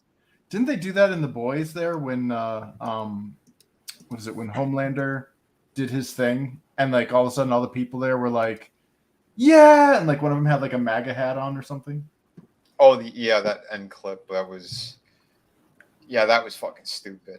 It's like, how is MAGA even existing in that universe? Because isn't the president like a character in that show? Like, or, you know, like if you read the books, like, come on, Chris, you're trying to make sense out of the stuff that they're doing. Stop, you're gonna hurt yourself. Yeah, it's like you have to warp the laws of reality. Yeah, remember the last time you were playing with your 3D printer and you passed out from all the fumes? That's going to be the same thing if you try to figure these people out. Right?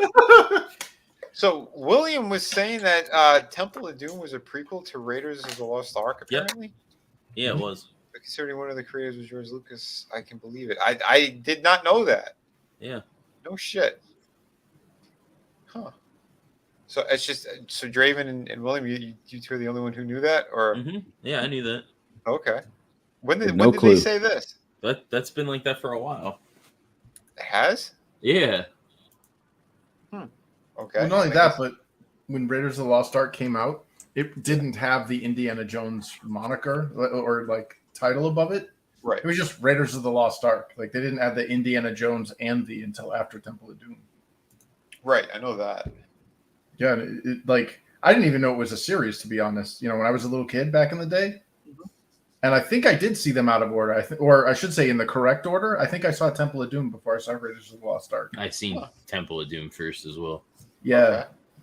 Well, I'm going to have to go. I know I saw the first one first, and then I saw Temple of Doom. Hell yeah, in the movie theater seeing that thing. Yes, the good old days. Yep. When movies were fun. Yeah, they used to be. Yeah. One other thing, Vinny. You were talking about Cobra Kai didn't go with the ridiculousness. You know, for all those people are thinking like, oh, well, maybe Netflix is turning a corner. Don't believe it. My brother was watching something on Netflix last night. He was watching some new show called The Imperfects.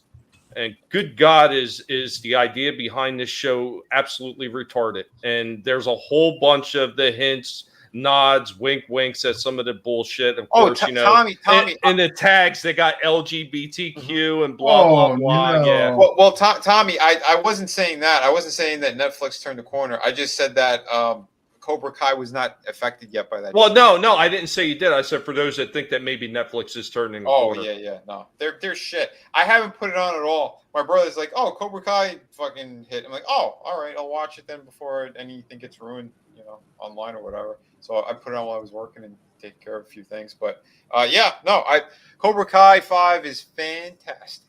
You know what's not fantastic though? What's it? I'll show you guys right now. Iron deficiency, man. Not fantastic. What the hell? Look at the pot belly. Wow. I saw this in one of the groups I'm in. I'm like, oh my god, that's too funny. Looks like an alien, like a gray alien. I was going to say, is that Iron Pop-Up? Is that Iron Biden? Iron Biden. I need that picture. My hairy legs. Come on, man. He's got the golden hairy legs.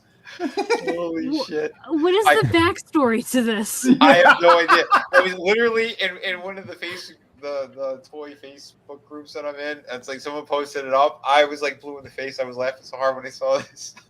I'll tell you what. You know what would have been perfect? It would definitely 100% be Iron Biden. It is if they had an open hand for shaking.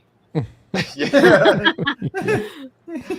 Good Lord. Oh my gosh. Yeah, we got Yahtzee in chief. This is just woo. I don't know. Everything that happened this week, that wonderful speech, if you guys have seen it or not. Did you see the video there that I posted in one of the groups there?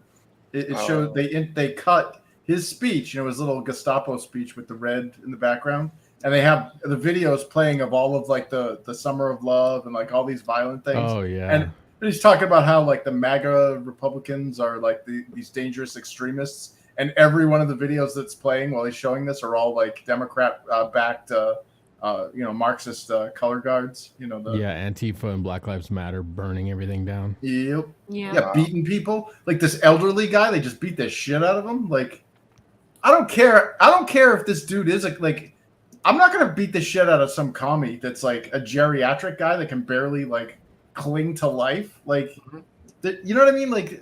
There's a line you can't cross, and all commies go on the wall. if it's a guy who's like not even like he just differs in my you know what I mean, like just because he doesn't share the same political views as me, I'm not gonna I'm not gonna mess him up.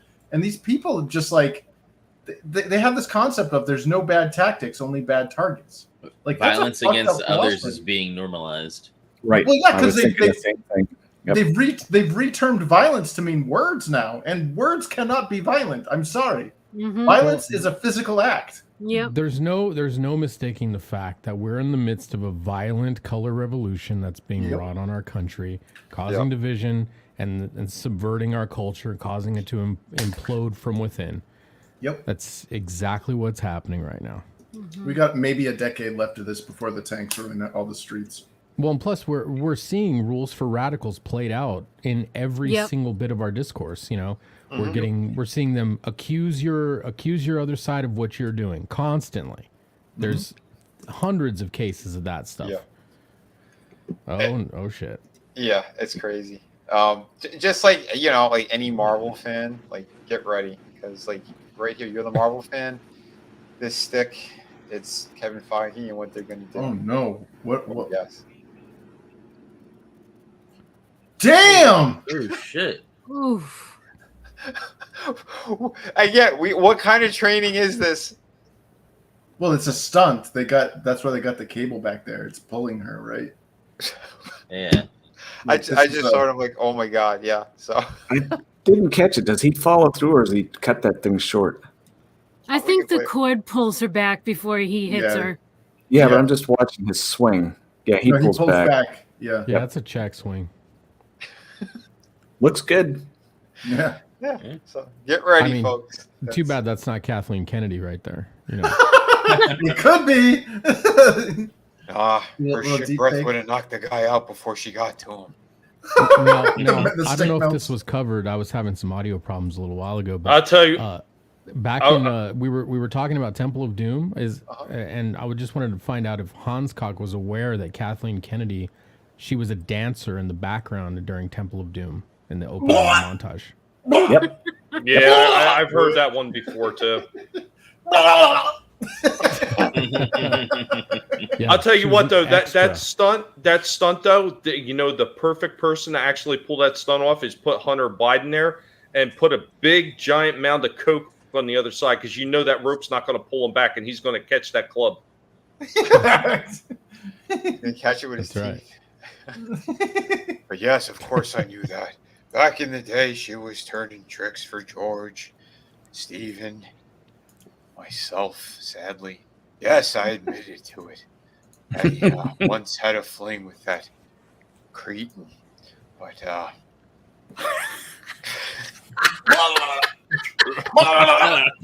I did that for about a month straight. Oh my god. Just thinking about it's making me want to vomit yet again.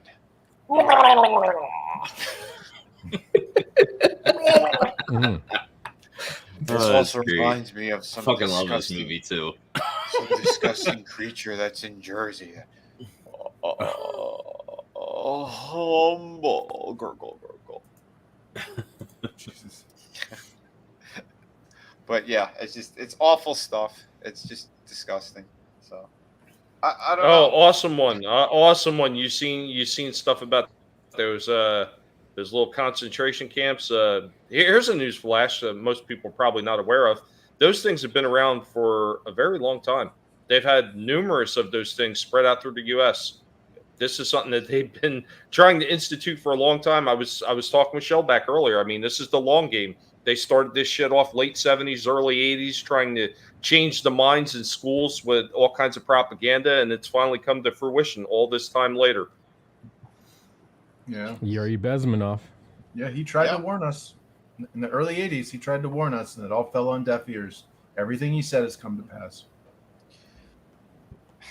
Yeah, I don't know. You guys seen this stuff? Well, obviously, everyone knows the Queen kicked it. There was, they said, a whole stadium in Ireland that were chanting, "Liz is in a box. Liz is in a box." Like they were so happy. And I'm like, do they not realize that her son is going to be way worse?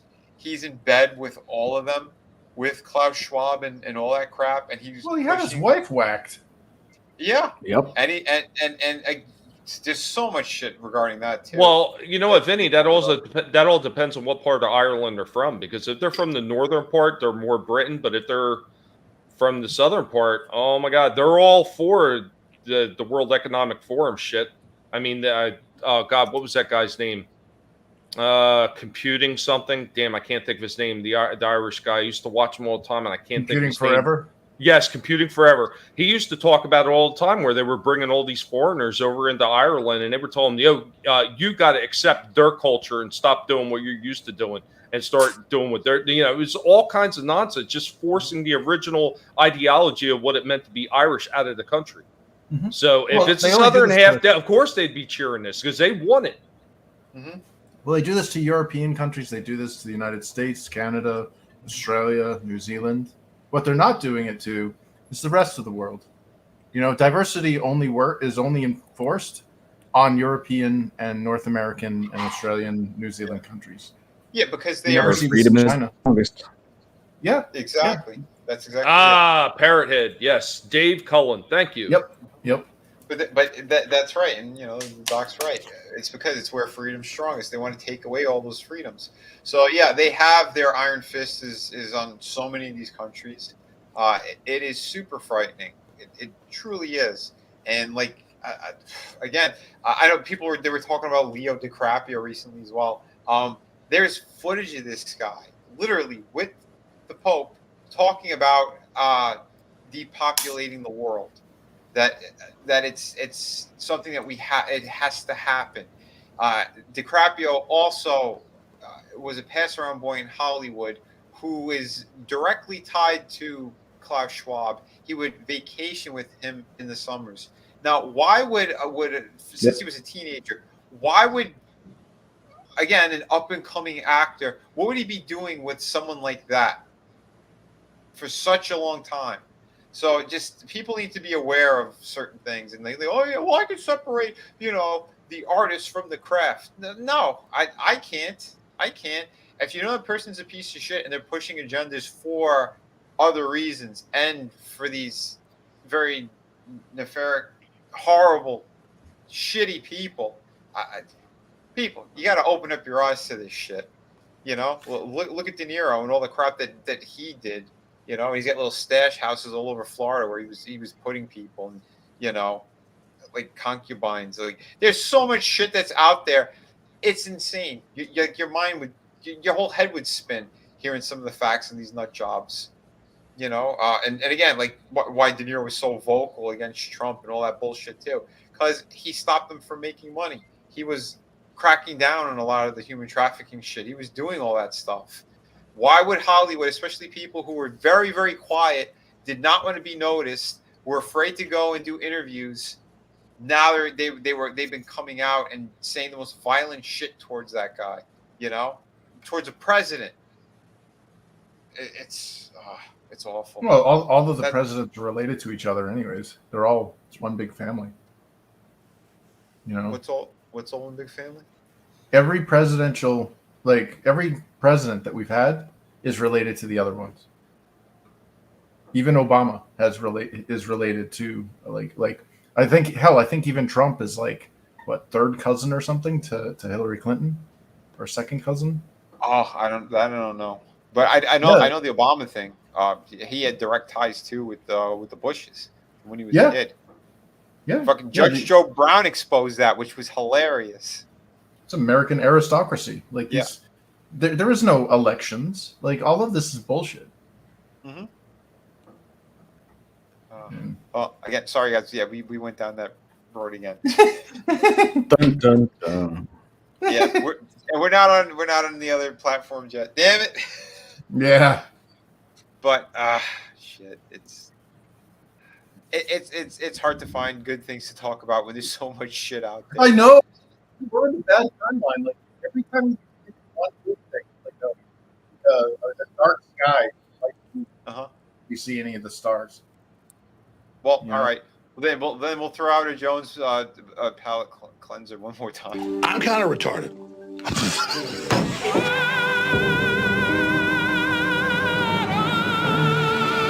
That man's a threat to this country. And Papa Cotton, yeah, you are correct. There are none. It's are there any young pictures of Big Mike? You know why they call him Big Mike. Yeah, I've seen him packing that thing. I've seen it shaking in his dress. There was the footage that they tried to wipe off the internet. They tried to scrub it off the internet of her dancing on Ellen. Yeah. Oh, you know how many times? Yeah, you know how many times Wes Moody has gotten hit for that? That's why he's now whatever cast. Yeah. They took down his whole channel over that shit. What? Because he showed it? Yep. Oh yeah, he used to play it all the time, constantly. And Wow. if somebody came on the channel new, that was like a little throw in for him. We got a little thing here that was a little bit of an initiation for everybody, and we give you what's called the quarter roll. And he used to play it. Yep. He would haze people with that video. Oh, that's God. Hilarious. Oh, shit. We got it. A Digga Outlaw for $5. Oh, no. We said We it. need I to said laugh. it. Them's the rules, so we got to play the Walton clip. That's the $5 bumper. And this is brought to you by good old Hans Koff. I just wanted to say, I love you guys. I hope you're having a great night. Shirtless Walton is a thing. People have balls. They all have balls. Now that was really gay. Can you say it like a real man? Oh my God! I might get laid tonight. Mirror! I only have 19 seconds left. Oh my God! Oh my God. I mean, that is a horror movie cover. Seriously, he is scarier looking than It the Clown. I mean, would you let your children anywhere near that psychopath? I mean, that is a psychopath right there. I mean, look at him. God.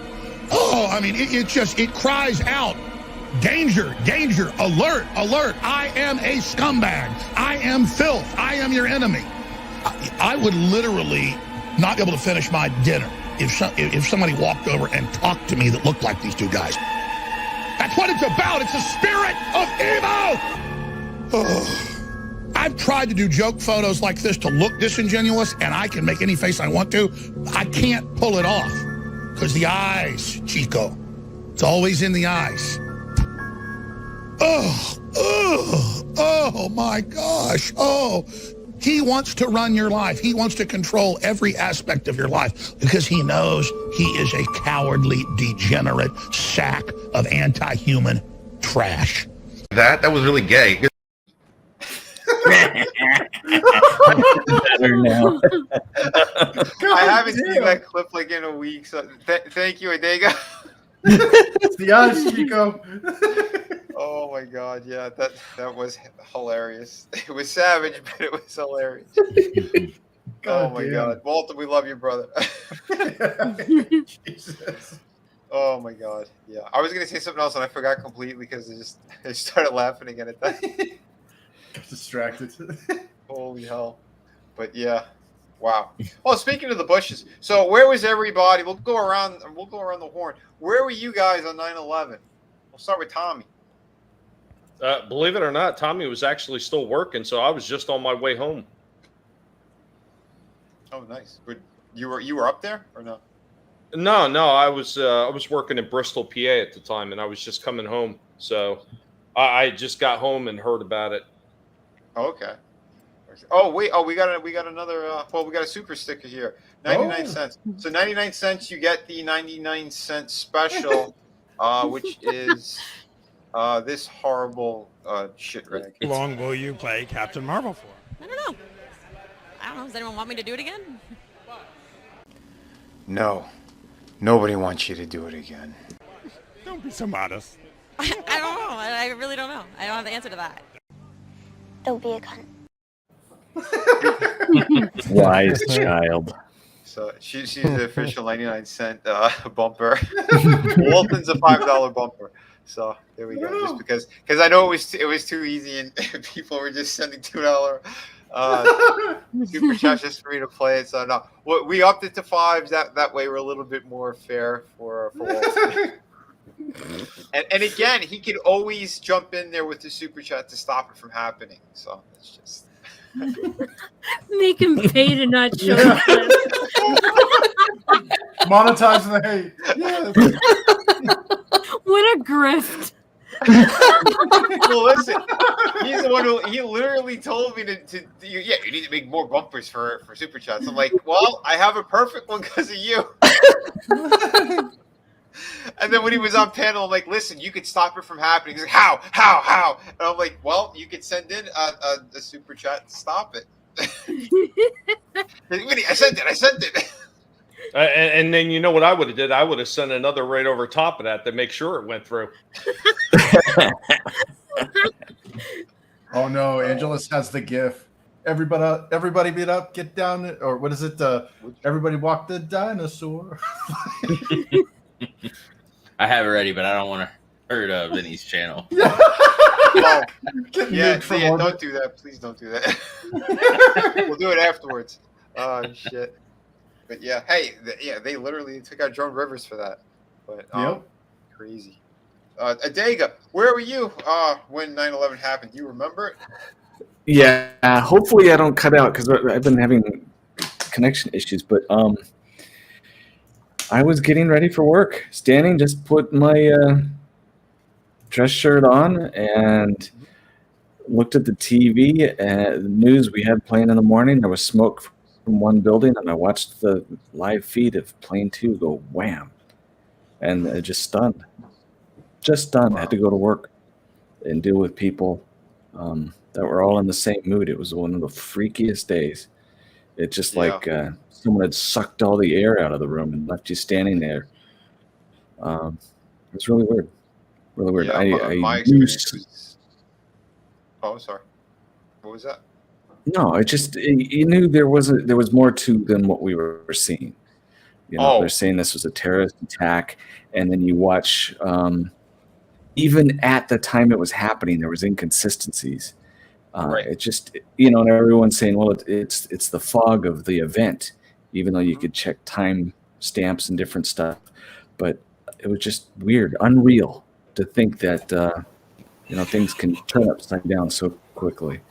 Well, I don't know about you, Adega, but I remember when I'd gotten home from work, the first thing I heard about was the first tower got hit, and then I actually seen because they had the live broadcast on. I seen the second tower got hit. It wasn't that much longer after that the first tower fell, and I remember watching that, and the first thought I said, that doesn't look like a building just falling because that was it looked like controlled demolition coming straight down. Like I've seen controlled demolition of what they do in China, and even those don't come straight down. You see those things, and then they fall over sideways. Yeah. Yep. Well, see, and that's the thing too, because I never saw it live. In any of that, what happened? I was literally for about like 6 or 7 months. I was commuting from New York to Jersey, and I would see the towers all the time. I would look back from on the commute, and I would see the towers every day. And then that weekend I had moved in to an apartment, and we were just waiting for all the stuff. And so I had no TV. There was nothing. All I had was a cell phone, and again, getting ready for work, and got a phone call from my uncle, and he's like, "Oh my God, a plane flew into the towers." It's like, what towers? What are you talking about? Like, what's going on? It was so surreal, insane, And as we're talking, then he's like, "Oh my God, they hit another one. What is going on?" Like, it was complete chaos, and like not being able to turn on a television to find out, anything. Dude, it was so freaky. Like literally that day, because like again, no one was gonna work or anything. I went down to the studio, and luckily I was able to borrow a television from one of the coworkers, like the next day I was able to see what happened because he kept showing a lot of the footage and stuff, but it did not feel real at all.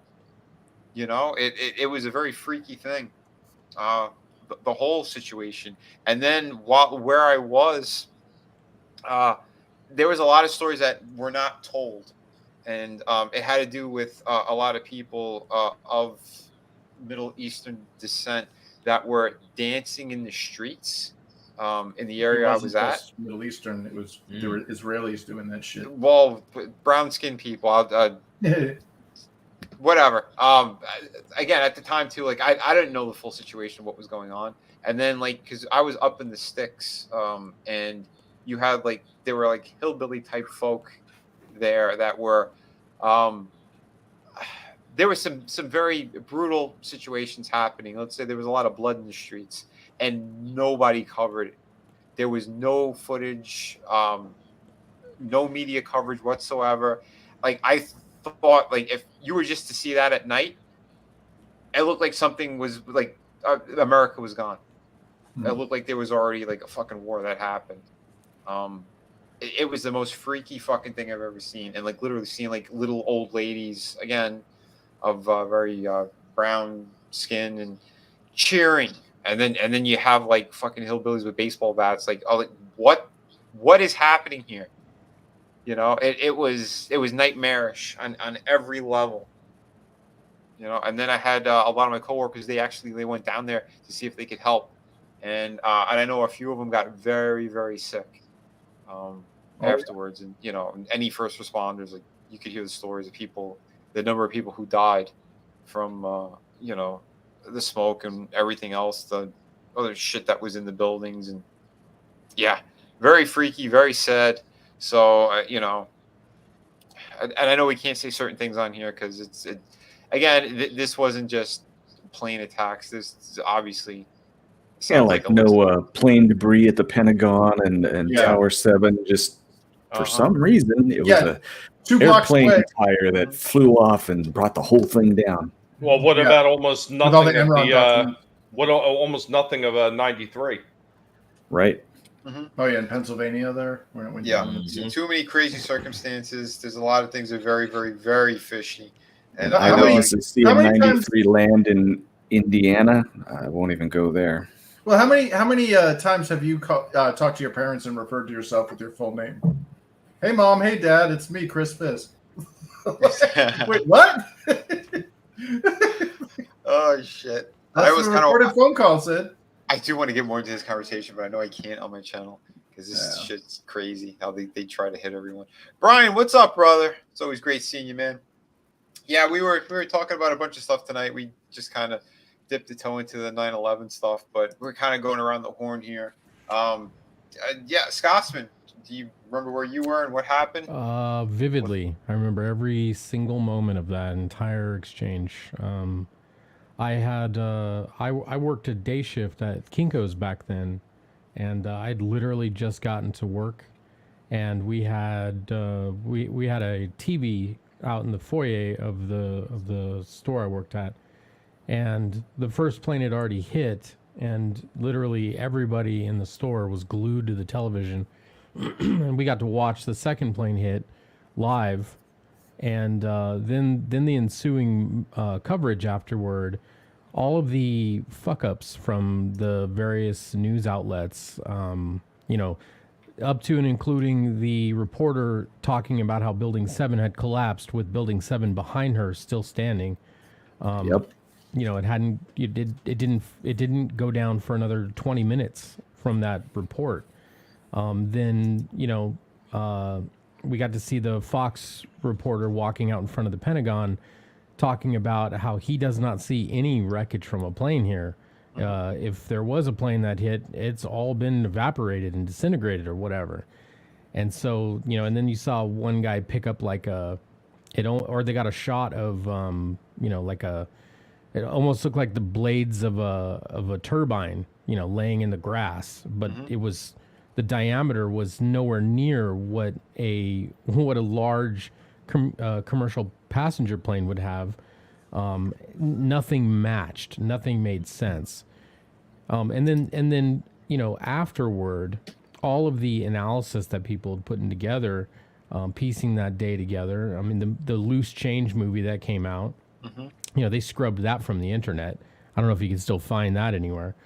But it talks about, all the various, all the stock market activity that happened previous to that, all the put options that got put on the insurance, American Airlines, right before that. And, put options are a negative bet. You're betting that a stock is going to collapse or go down. At least in the short term, it's going to go down. So you could buy call options, which it's a bullish bet. You're thinking the stock is going to go up. And put options, you're basically banking that the stock's going to go down. And put options were like 4 to 1, that like previous couple days before. And then there's the video of Larry Silverstein talking about how he was talking with the fire captain, and and they're saying like the building 7 been compromised, so we had to pull it. Well, that's demolition terminology. So there's all these things that don't add up, don't make sense.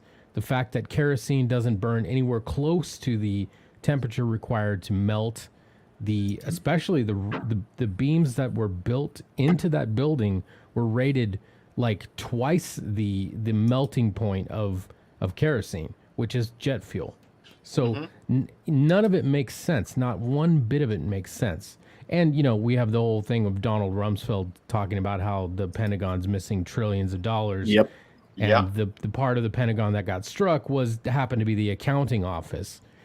And where's Donald Rumsfeld's office? Literally on the opposite side of the building from where it got hit. So all kinds of things. Joyous. Oh, yeah. And don't forget too that George Bush's brother, not Jeb, there was another one, was in charge of security and stuff for the towers, for Building 7. Yeah, it just so happened to magically be off that day. Yeah. There was on for a long time on YouTube, and it's since been scrubbed as well.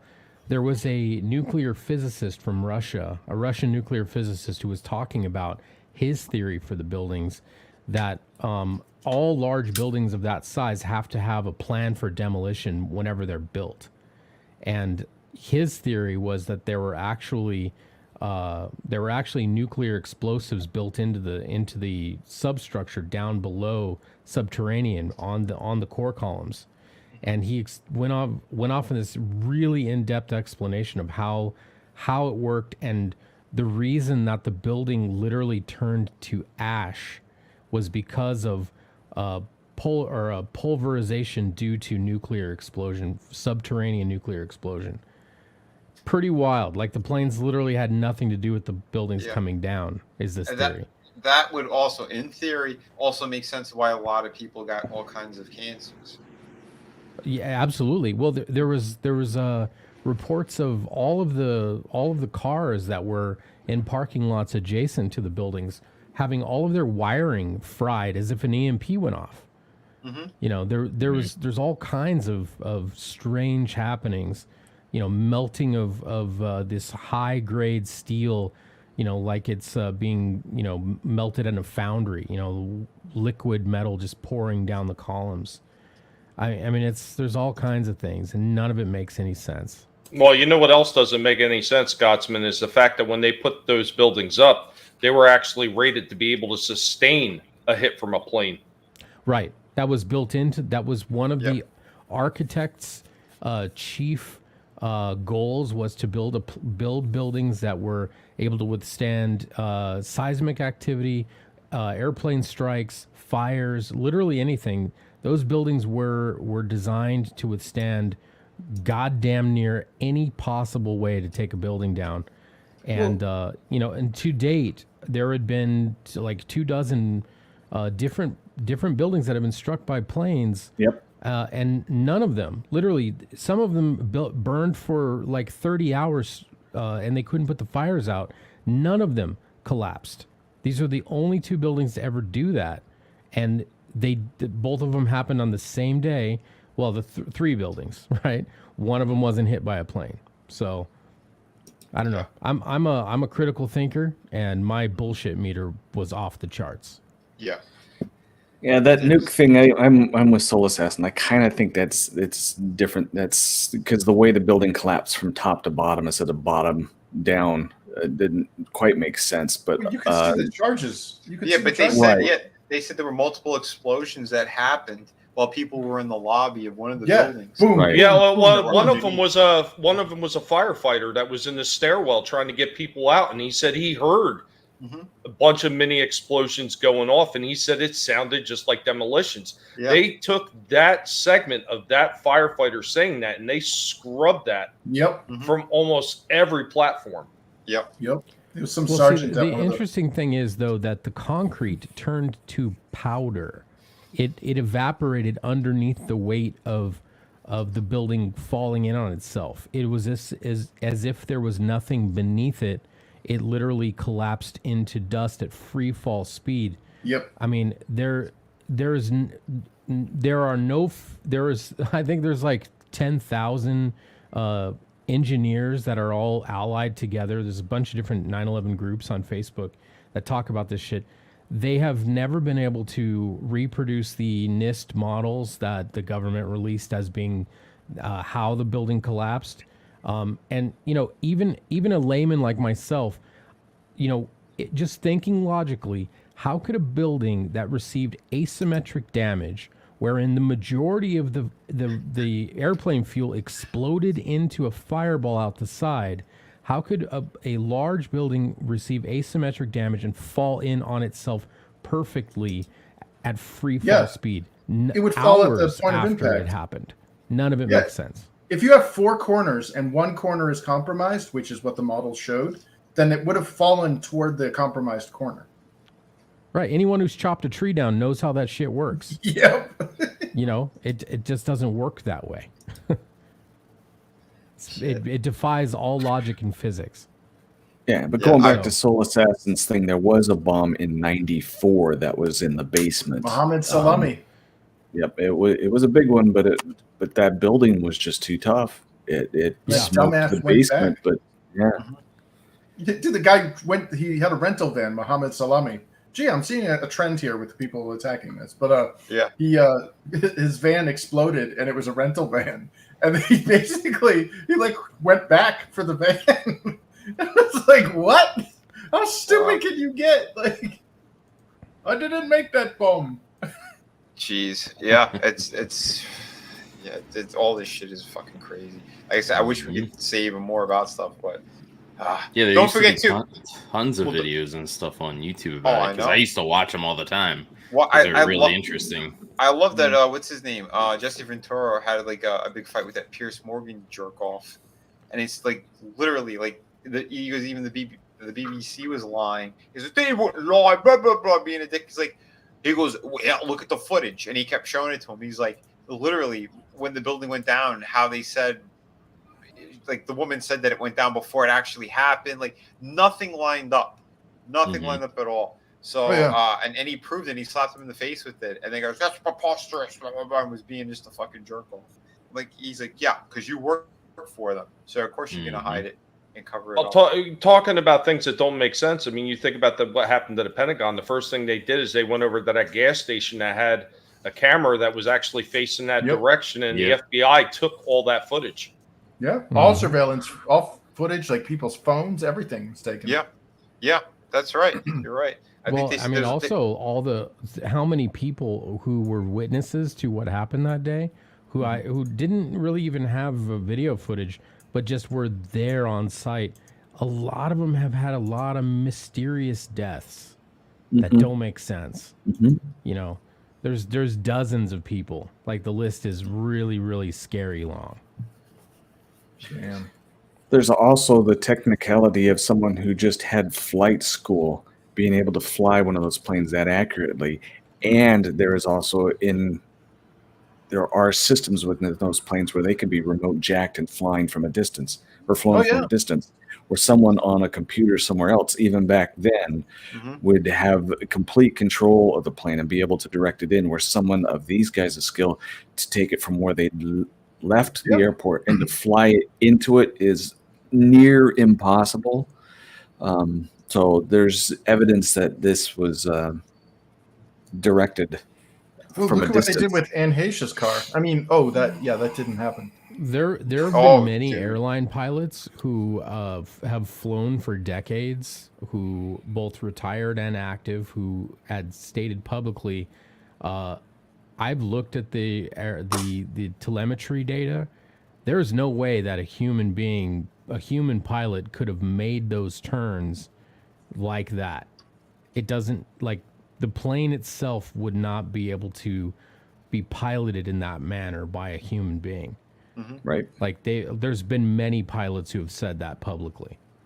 And, you know, I mean, we're not talking, and that's the thing. Like you said, these were supposedly flown by student pilots with, you know, a few dozen hours of experience. And it was said from their instructors that some of them are pretty freaking stupid too. Yeah. They couldn't read the manuals. They barely spoke enough English to get by. You know what I mean? They were terrible students. And you know, they had no interest in learning how to land and all the rest of it. Yeah, none of that made any sense. No, you want the biggest they part of it probably that had didn't. no interest in learning how to land because they weren't planning on landing the plane. Well, no, here's exactly. the biggest point. The biggest point of why it makes no sense. If you take all the other stuff aside and you try to say, okay, feasibly, maybe this could happen. Maybe this could happen. So you're saying that plane went in there and created an explosion that was so hot that melted the girders of that building and made it collapse all the way down. There was no black box found from this thing. It was destroyed, they said. But somehow the guy's identification flew out and landed on the street. Right. And it was done twice. Yep. Right. Yeah. Well, I mean, I guess in a point to argue for the stupid students not being able to fly well. Do you guys remember in Washington when the white kid hijacked? He grabbed that plane and he was doing some badass shit. And he was like doing like all sorts of corkscrews. And he set the world record for the lowest, barrel roll. He was only 10 feet off the ground on one of those leaders. Yep. Yeah, and they're like, you know, they're trying to talk him down. They're like, wow, that's amazing. You could do that. You know, maybe we could get you a job for this. And his final words were something like, yeah, who are we kidding? I'm white. Right. Right. He was all like losing consciousness because the oxygen levels were running out. Oh my god. But Lasso, I mean, where were you? Do you remember? Yep, I remember clearly. I'll never forget. I was home. I had just had my second son. He was only June, yeah, almost 3 months old at that point, and my oldest was 2 at that point. Oh, wow. And found out that it had happened. My mother-in-law called me, and she was like, we can't find, nobody can get a hold of, and she said his name, which was my husband's cousin's name. And I was like, okay. I was like, what's going on? Did he leave, or, because I had no idea why she was telling me this. And she's like, have you seen the news? And I was like, no, what's going on? And she said, put on the news. It's a plane has hit the tower, one of the towers. And I put on the news, and that was when the first tower got hit. And then as we were watching, the second tower got hit. And that was actually the tower that my husband's cousin was in that day. And he made it out. He's alive. He's fine. Oh, okay. Oh, but it was crazy because for 2 days nobody knew where he was.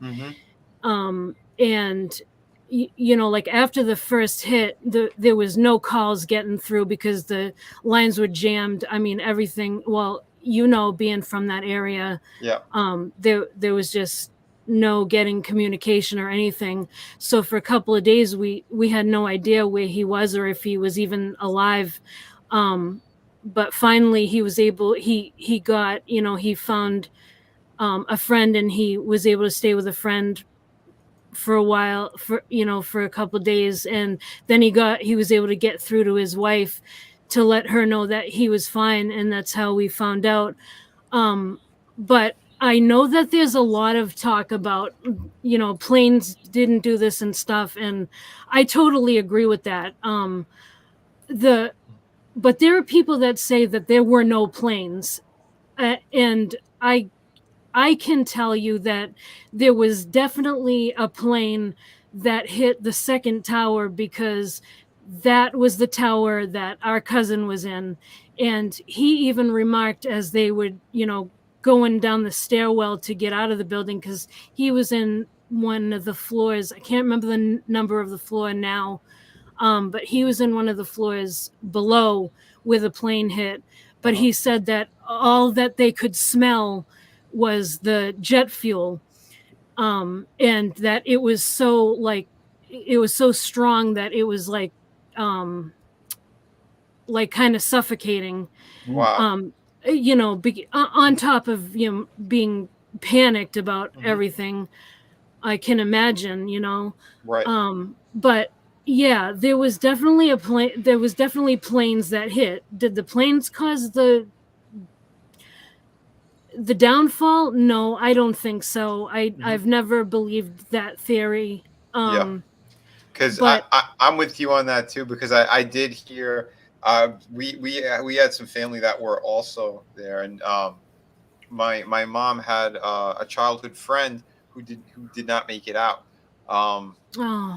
which is, yeah, it's horrible, but yeah, and it was the same situation. They heard something hit above them, and there was a lot of stuff like that, and the smell and all that. But they also did remark that they heard explosions from underground. There was a number of firefighters that said that as well, and on the other building too, the adjacent building, when everything was starting to come down as well. And yeah, it sounded like it was multiple things happened during that situation. So yep, I believe that. I totally believe that. That's a day. And horrible. Yep, that's a day. A lot of us, most of us, will never forget. it's just sad. Like, I'm kind of sick of hearing the theories every year. It's been 21 years now. Yeah. And all I can think about is that I'm glad our cousin's alive, and I'm glad other people have made it out. And then on this day, I think about all the people that lost their lives. Yeah. And I'm kind of sick of theorizing about it, because we're never going to know the truth. Right. And I feel like it's just repetitive. Every year we go over the same stuff. Yeah, you're 100% correct.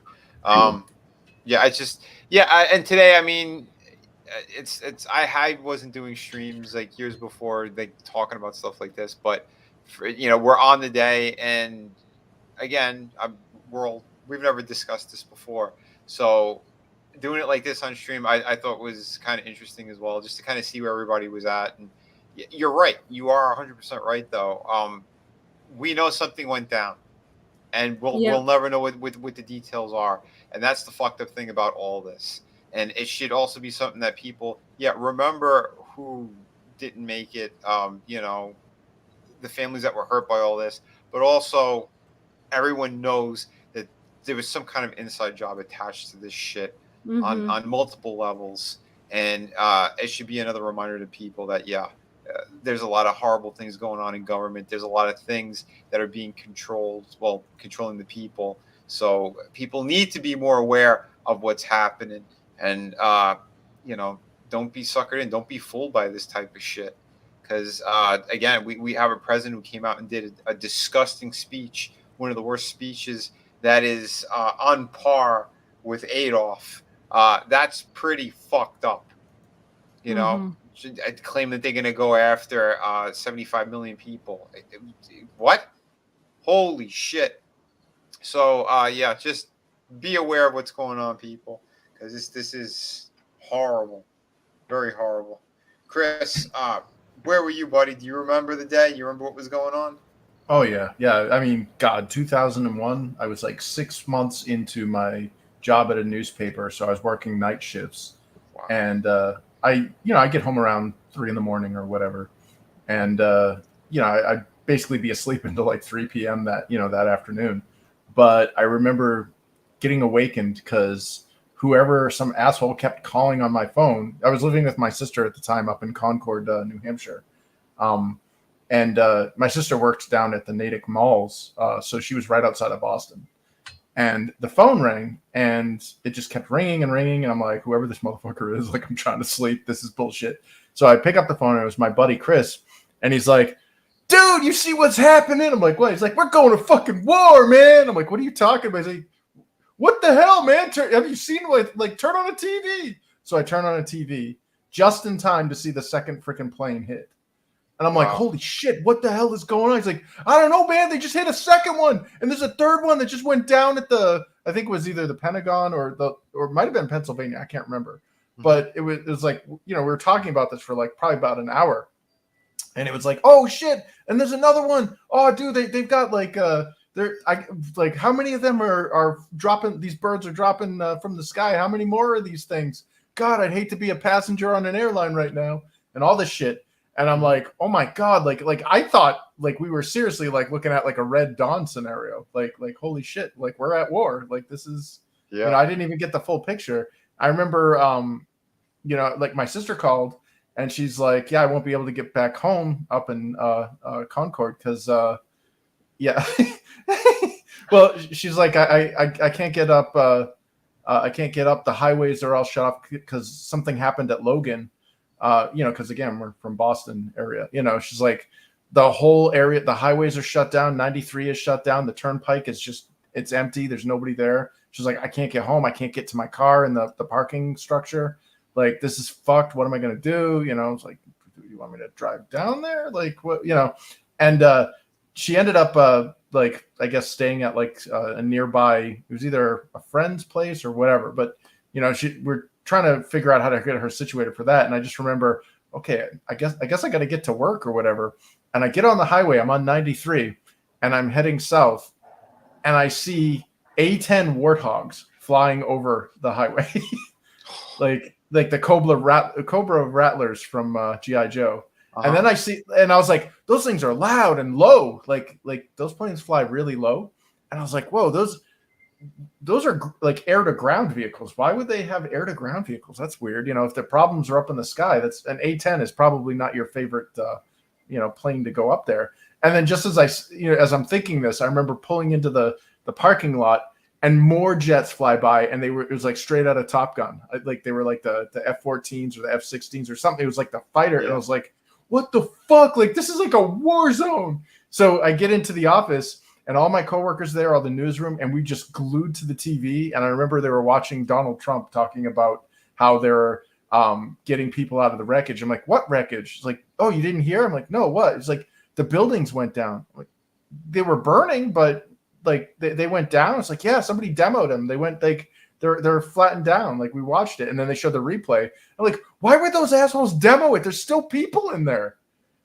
And then later on, before the shift ended, the building 7 went down, and I was just like, yeah, I guess they demoed another one too. And it's like, who were they? Who is doing this? Like, is the army in New York right now trying to stop these people? Like, we didn't realize it was our own government doing this or theory, you know? Yeah. So, Minecraft government. Yeah, the whole I honestly thought it was like a Red Dawn scenario. Like we were, you know, because at the time, and it was like, oh my God, all the planes are grounded, like people are stranded. You know, I'm seeing fighter jets, and I'm kind of used to it because, you know, we live near Pease Air Force Base before it got closed down. But you know, just the idea of seeing that many, and then, you know, my sister's stranded, and then the highway, there's literally no one on the road. It was like out of Walking Dead. You know, it's freaky as shit. Yeah, that is fucking awful, dude. Yeah, and I had family too that were in Manhattan that had, you know, because you weren't allowed to travel or anything. It was just by foot, and you know, all those people that were going over the bridges and shit to go back to, you know, the other boroughs. You know, I had one cousin. It took her, you know, like almost a full day to get back home. Jeez, you know, ridiculous how all that shit kind of went down too. Yeah, seeing like a real battlefield like playing out though, that like that much military hardware, like again, I was perplexed. It's like first of all, I mean, I knew what an A-10 Warthog was only because, you know, I got Air Force or Air Corps in the family or whatever, and I knew all the planes and shit. But like, I just remember driving. I'm like, why were there air to ground? Like, these are tank busters. These things are for like. So I'm like, you know, when I'm thinking that, and then I see the F-16s or the F-15s or whatever they were, and then when I'm in the office and my coworkers are talking about how buildings are getting demoed and they just took out Building 7, and like we just see people running and dust clouds and shit, and then I just remember Donald Trump there, and I'm like, oh my God, is like who is the enemy? Who is, like, I don't see any enemies. I just see shit happening. Like, right. And then it turned out it was, you know, we're not supposed to talk about it, but we all know what happened. Yeah. We'll just say there's some very nasty bushes out there. Draven, do you remember where you were, what you were doing? Yeah, I was in 10th grade chemistry class. It was like right before we were going to our next class, I believe, which was civics. And they said a plane hit we didn't see anything because they didn't have any TVs or whatever watching it. And they said a plane hit the thing. And I'm like, what? Like, we thought it was just like a regular plane, not like a passenger plane, like just like a what do you call it? Like those just regular like a Cessna. No, more like somebody like practicing flights, like, you know, like one of those kind of passenger, like little planes or whatever. Yeah, like a Cessna. I don't know, but yeah. Anyway, so we thought it was like fake and stuff, and then when we got the civics class, then they were like, yeah, like a plane or whatever, an actual plane hit the thing and it went down, and then we were watching it and stuff, and then I think they let us leave to go home because they weren't sure whether or not, because I live in PA, so they weren't sure if and I live like not even 30 minutes from 3 Mile Island, So they weren't sure if like the other plane that was still in the air was gonna like go and try to hit 3 Mile Island or what. So yeah. Oh, is that how you became a vampire? 3 Mile Island? Yes. I got bit by a radioactive bat. Damn. So yeah, and speaking of creepy shit too, if you remember, when Bush was in that classroom and they whispered to him whatever would happen, all the shit that was going on, what they were reading, what was written on the walls, like, dude.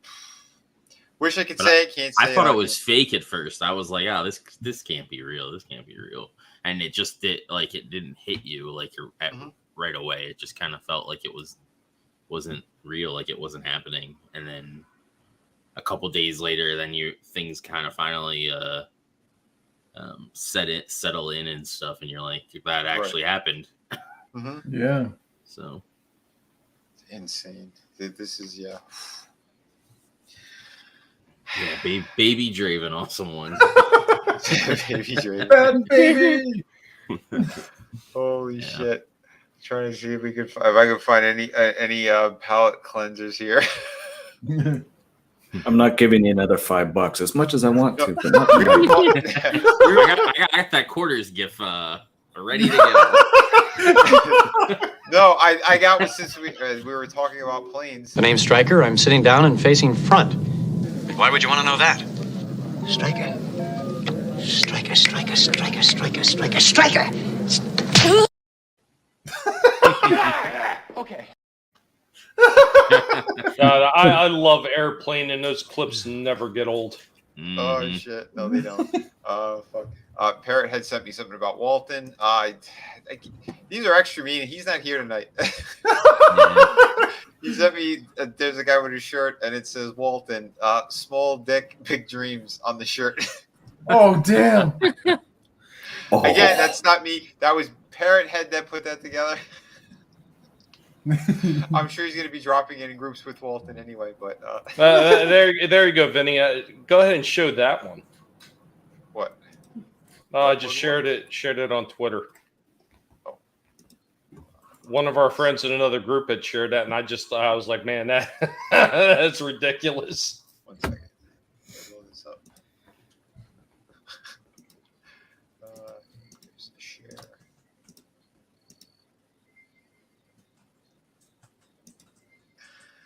Oh damn! Damn! Wow. This is. Whew.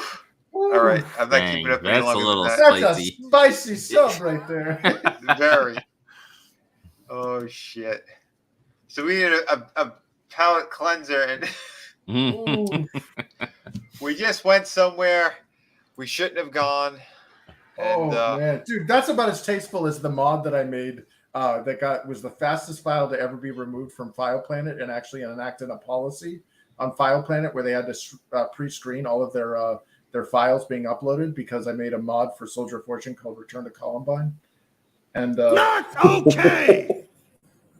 The most tasteless, dude, I was a shitty little edgelord in my early 20s. Like that, I would have punched myself if I would have, encountered my early 20s.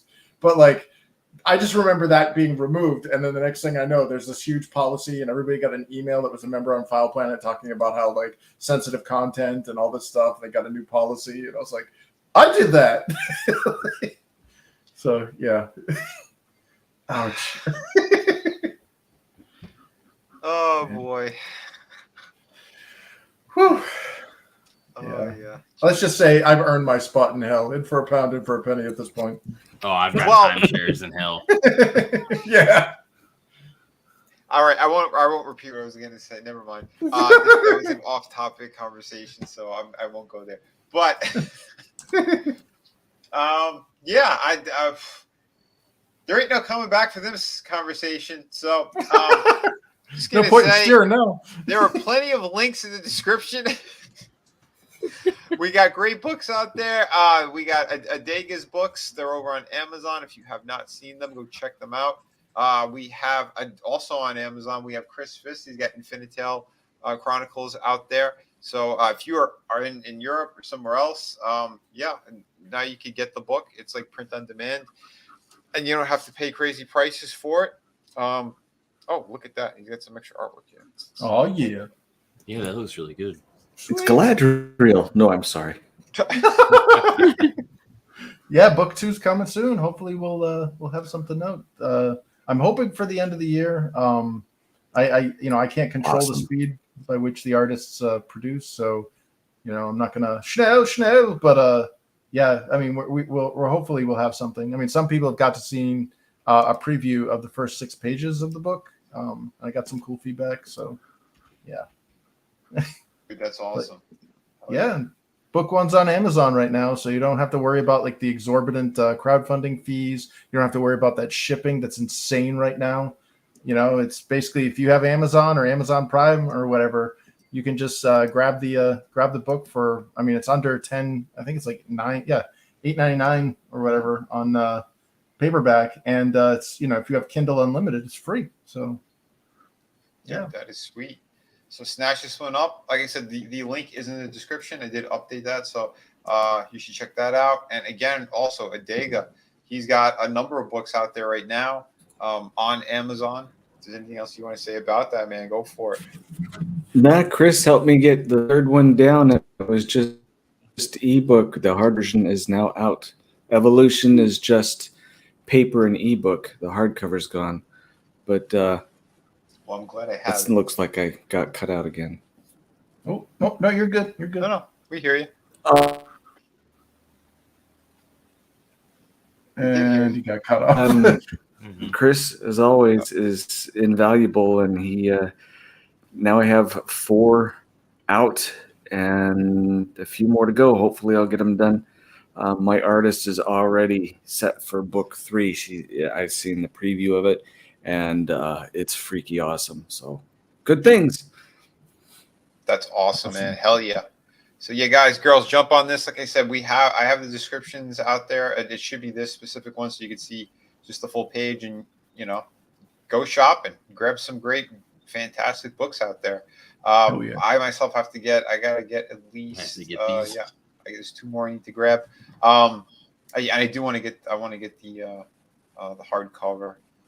For the newer one as well. I have the Evolution hardcover. I'm happy I got that. Yeah, they're gone. I won't be bringing them back. It depends. My artist is now thinking about alternate covers because she likes the comic stuff too. And I said, well, let's stick with getting the main ones out first. Nice. But yeah, I won't. The hardcovers are not a permanent thing. So we'll see. Okay. So you're going to jump on that quick. Right.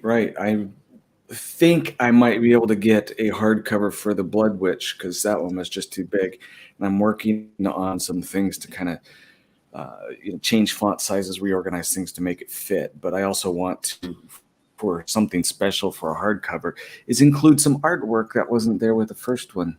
So whenever Vinny is whenever the person who said they could possibly make a sword for me, yes, have to, damn it. Get a little harder work on it. Yeah. Well, the last 2 weeks have been mad. I'm just teasing you, big guy. Yeah. Don't even worry about it. No. I definitely want to be a part of at least something of your projects because I believe in you and I know you're a great fucking guy and a great writer. So everybody get out there, grab these books, do it as soon as you could. And yeah, Awesome was asking if Draven makes a cameo in Blood Witch. Yeah, it doesn't last very long though. Gets a sword blood everywhere. It's pretty impressive. Or was it the guy on the pike? Oh, that was a cool scene too. But no. Yeah, and Frog G, he's putting the links out there too. Thank you, Frog G. Yeah, and thank you, Tony, too, for being out there as well. Yeah, he was dropping some good comments. I guess he couldn't make it on tonight, but yeah, we love Tony.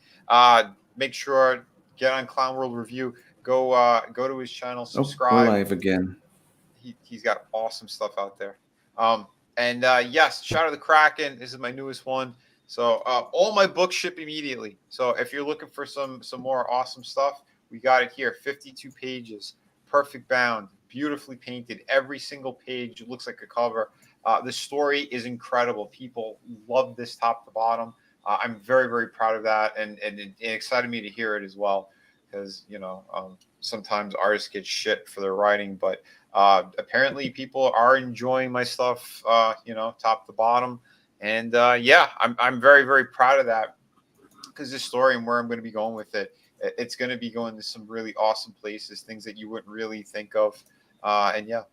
This one has plenty of twists and turns. It has more of like a classic pirate feel, but there's also different twists in there. You have your comic book twists, supernatural stuff that's going on.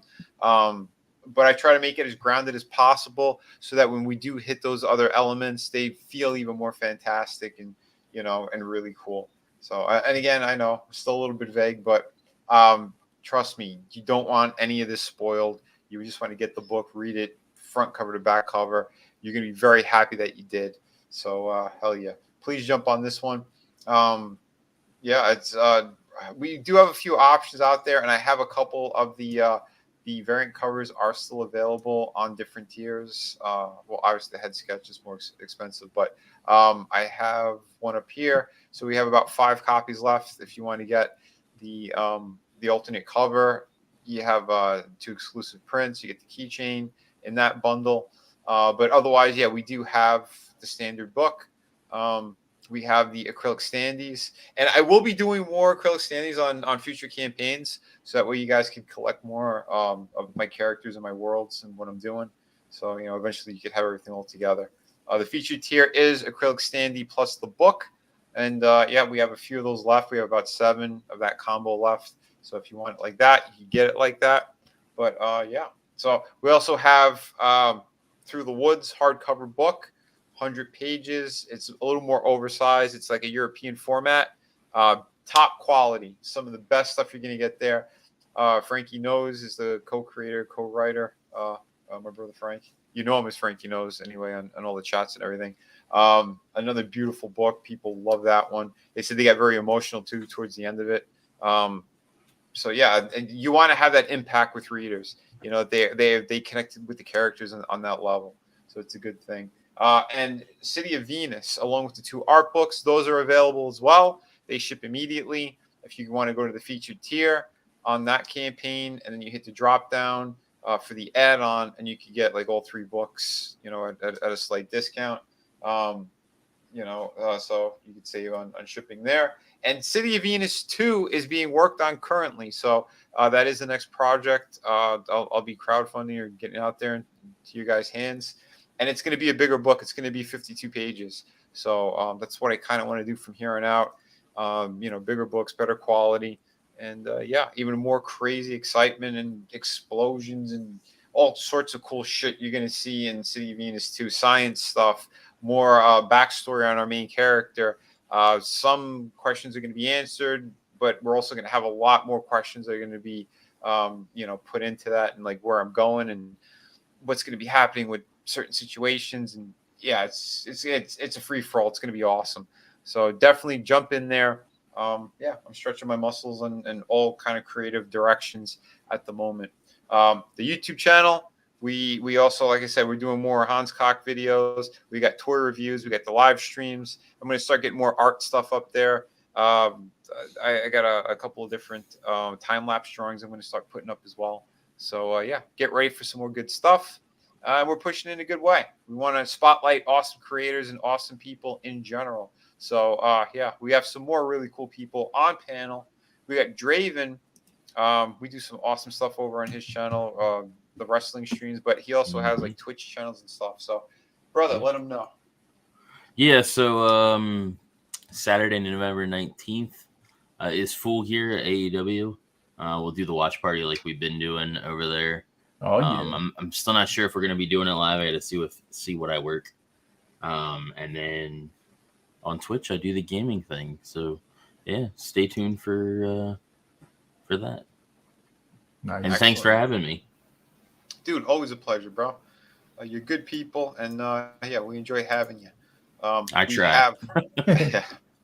We have Lasso of Truth as well. Let the good folks know where they can find you.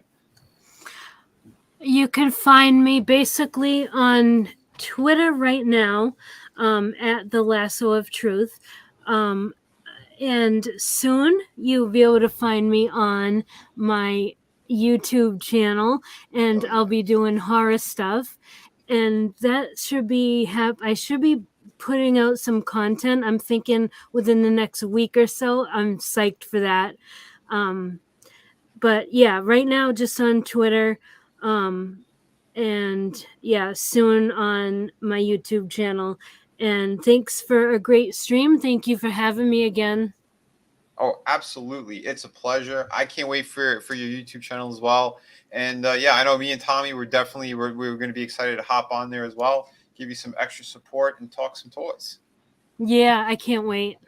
It's going to be fun. And yeah, and the horror stuff too, the horror conversations we're all been kind of eager to talk about and jump in on. So that's going to be a fun time. So hell yeah. Thank you for being here. Tina Bojan dropped out. I think it might have been her internet, but yeah, we're sending lots of love her way and for her family and for a speedy recovery for her son. And yeah, if she's still watching or she watches later, thank you for being here as well. We have Scotsman right here, brother. Let everyone know what you've been working on, what you're doing, and where they could find you if you're there. The chef, the comic creator, he might have got up for a second. So the father and the last brain cell left in California. This is Scotsman. So we'll get back to Scotsman. He probably got up. He might be taking care of the dog. Tommy, are you there? Where? Here? You went to sleep. Werewolf. Did you call for a werepig? That's what I heard. I heard werepig. Week at the moon. What's going on, everybody? Tommy and the Guinea Pig Collective, currently in werewolf form. Hold on, let's switch out of that. Bam. Bam! Real pig is right here. I'm a jerk.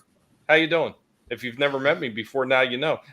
Right now, currently still doing a lot of shorts, just working on building up the channel, having a lot of fun, putting a lot of stuff out there that I'm enjoying doing right now, between the battle bots, some old toys, some of the new toys, and of course the pigs who actually do control the channel. Nobody really believes it, but they do. They run the whole freaking show, man. All I do is I cater to them all day long. Carrots, lettuce, snacks. You don't believe it? Watch the shorts. It's all there. It's documented. These son of a bitches got me. Hook, line, and sinker. But I'm currently trying to work out the problems with this retarded internet company. I think I might be close to a solution. I might be able to find a way to start uploading clips again to StreamYard so I can start doing regular streams again and having a little bit of fun there. So we'll see what happens. I got my paws crossed, and hopefully this all works out. Guys, remember to always have a lot of fun while you're doing things, because if you're not having fun, what's the point? And remember, never let anybody tell you what you can and can't say, what you should or should not watch, because your silence gives consent, and the guinea pigs will nibble off your toes. Always a blast coming up here, having some fun talking with you fine folks, and seeing all the wonderful people that are in the chat. Thank you so much for always being here and supporting us every single time. We truly do appreciate it. Absolutely, buddy. And it's always a pleasure having you here, and glad to have you back, so fingers crossed that the rest of it gets resolved. Because yeah, we want you on more streams again, and and that you're able to host your own too. Because yeah, it's always fun hanging out in your channel. So yep, and everybody, yeah, get him over the line. He's like right there. So let's get Tommy monetized. So close to getting ready to push over 950. Dude, that is awesome. So yeah, everyone get out there, grab the link, put it on social media. Let's get Tommy and the Guinea Pig Collective to over 1,000 subscribers, and we want him to get all monetized and all that great stuff. So let's do it. Scotsman, yes. Are you there this time? Sorry, yeah, no, I've been having weird. My mic's been dropping out. All right, yeah, man, no problem. If you want to jump in quick and let people know where they could find you and all that great stuff, go for it. Sure. Yeah, Scotsman TV on Twitter, Twitch, YouTube. I'm just glad to be a part of the group of people that are clear-eyed and making it happen. So, I'm just glad to be here at the moment. Amen, bro. Yeah, and that's it. It's about the genuine people, the real people. Because on my channel we're sick of fakes and all those other douchebag. So yeah, keep it real, be good to one another. That's one of the messages we always want to push through here. There's too much evil in the world, so let's put out some good. And yeah, we got some great projects coming your way. Later this year and going into next year. So yeah, folks, get ready for it. It's going to be a good time. And yeah, definitely jump on Kakashi Murder Dolls as well. Wonder Island. Those are great books by Liam and Yuka. So yeah, get out there, support them if you could. And any help is definitely a good thing. We want to see more people succeeding. So hell yeah. Oh, by the way, I will be doing a convention, first one I've done in years, Saturday. So if you're in the South Florida area, whatever, I'll be doing a convention in Palm Beach. So keep an eye out for that. Yeah, I guess I'll put up an update or something later in the week, let folks know. But either way, yeah, everyone be good to one another. Thank you, Frog G, for dropping the links as well. Because there's been some rough stuff happening, and yeah, if you guys haven't seen, go look at my other videos. I'm not discussing that stuff anymore and what had happened, but plenty of people have seen it. I've been contacted by a number of different creators and stuff too. They told me what they've gone through. So yeah, don't drink Kool-Aid, especially if it comes from Jersey. That's all I'm gonna say. Everybody, remember, keep being kind to one another. Do what you got to do to be good. Yeah, let me find a good one out there. Oh, first let me say again, thank you, Frog G, Keely Chow, everyone who popped up tonight too, Samba Gogo, Soul Assassin. Again, thank you again, Tina. Awesome one. Trina, it's always a pleasure having you here. Blue, thank you for being here as well and shooting all the support. We got Tony in the Clown World Review. Again, go over there, sub to him. He's criminally, he's not at the numbers he needs to be. That guy's been putting out great content, and his view on things are amazing. Brian Criscott, thank you for being here as well. And again, I believe he's got another campaign out there for Six Guns, so jump on that. Frog G was dropping links earlier as well. So yeah, definitely hop in there. I know the conversation we go all over the place all the time, but it's Sunday chill, so it's just whatever we want to talk about, we talk about. Papa Cotton, thank you for being here tonight. Again, he was dropping some good ones out there for folks. Parrot Head, thank you for being here. Again, he's always got some funny stuff, and at Walton's expense. But oh yeah, and thanks to Walton for being another good bumper. Yes, that's right. Lion Rat, and thank you for being here as well. I missed him earlier. He said he remembered being stuck on the Upper East Side of Manhattan, 9/11. Oh wow, listening to Stern. Ugh, Stern. He was good at one point, but yeah, he turned to shit. But yeah, no, it's crazy. It's crazy all the stuff that kind of went down. Manliness and Motivation was also here tonight. Sorry I missed you earlier. William Palmieri, thank you again, my friend. Frankie Knows was also in here tonight. Yeah, Sean Davis, thank you for being here as well. Hope all is well with you and the family and everything. I think I hit everybody. But if I did miss anyone, my apologies. I'm still kind of scrolling to make sure. Jared Child, it's a new one. I've never seen that person before. They said that they love me. Okay, thank you. Well, love you too. Thank you everybody for being here. Like I said, it's end of the week, and we're going to be going into a new week with more craziness. We'll be hanging out over on ETEP's channel tomorrow night. Runner Blaze, thank you for being here as well.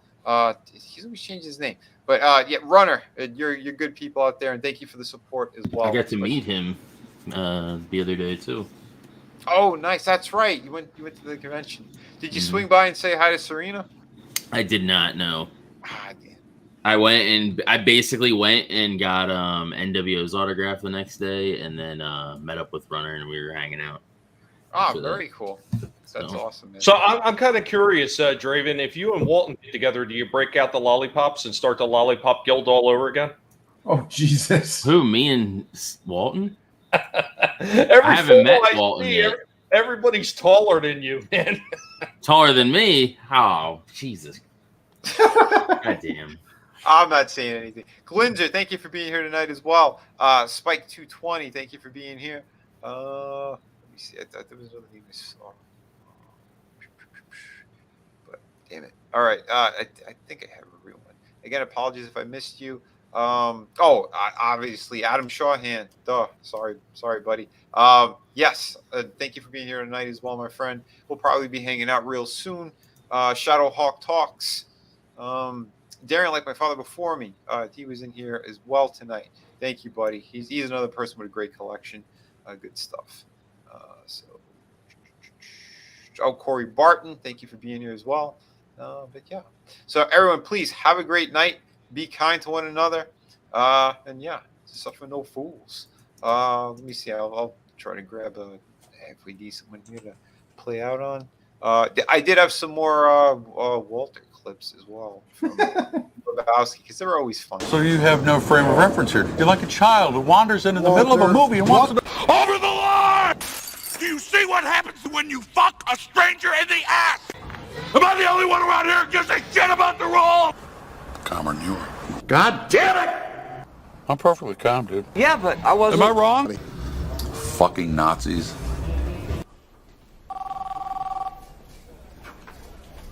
Just because we're bereaved doesn't make us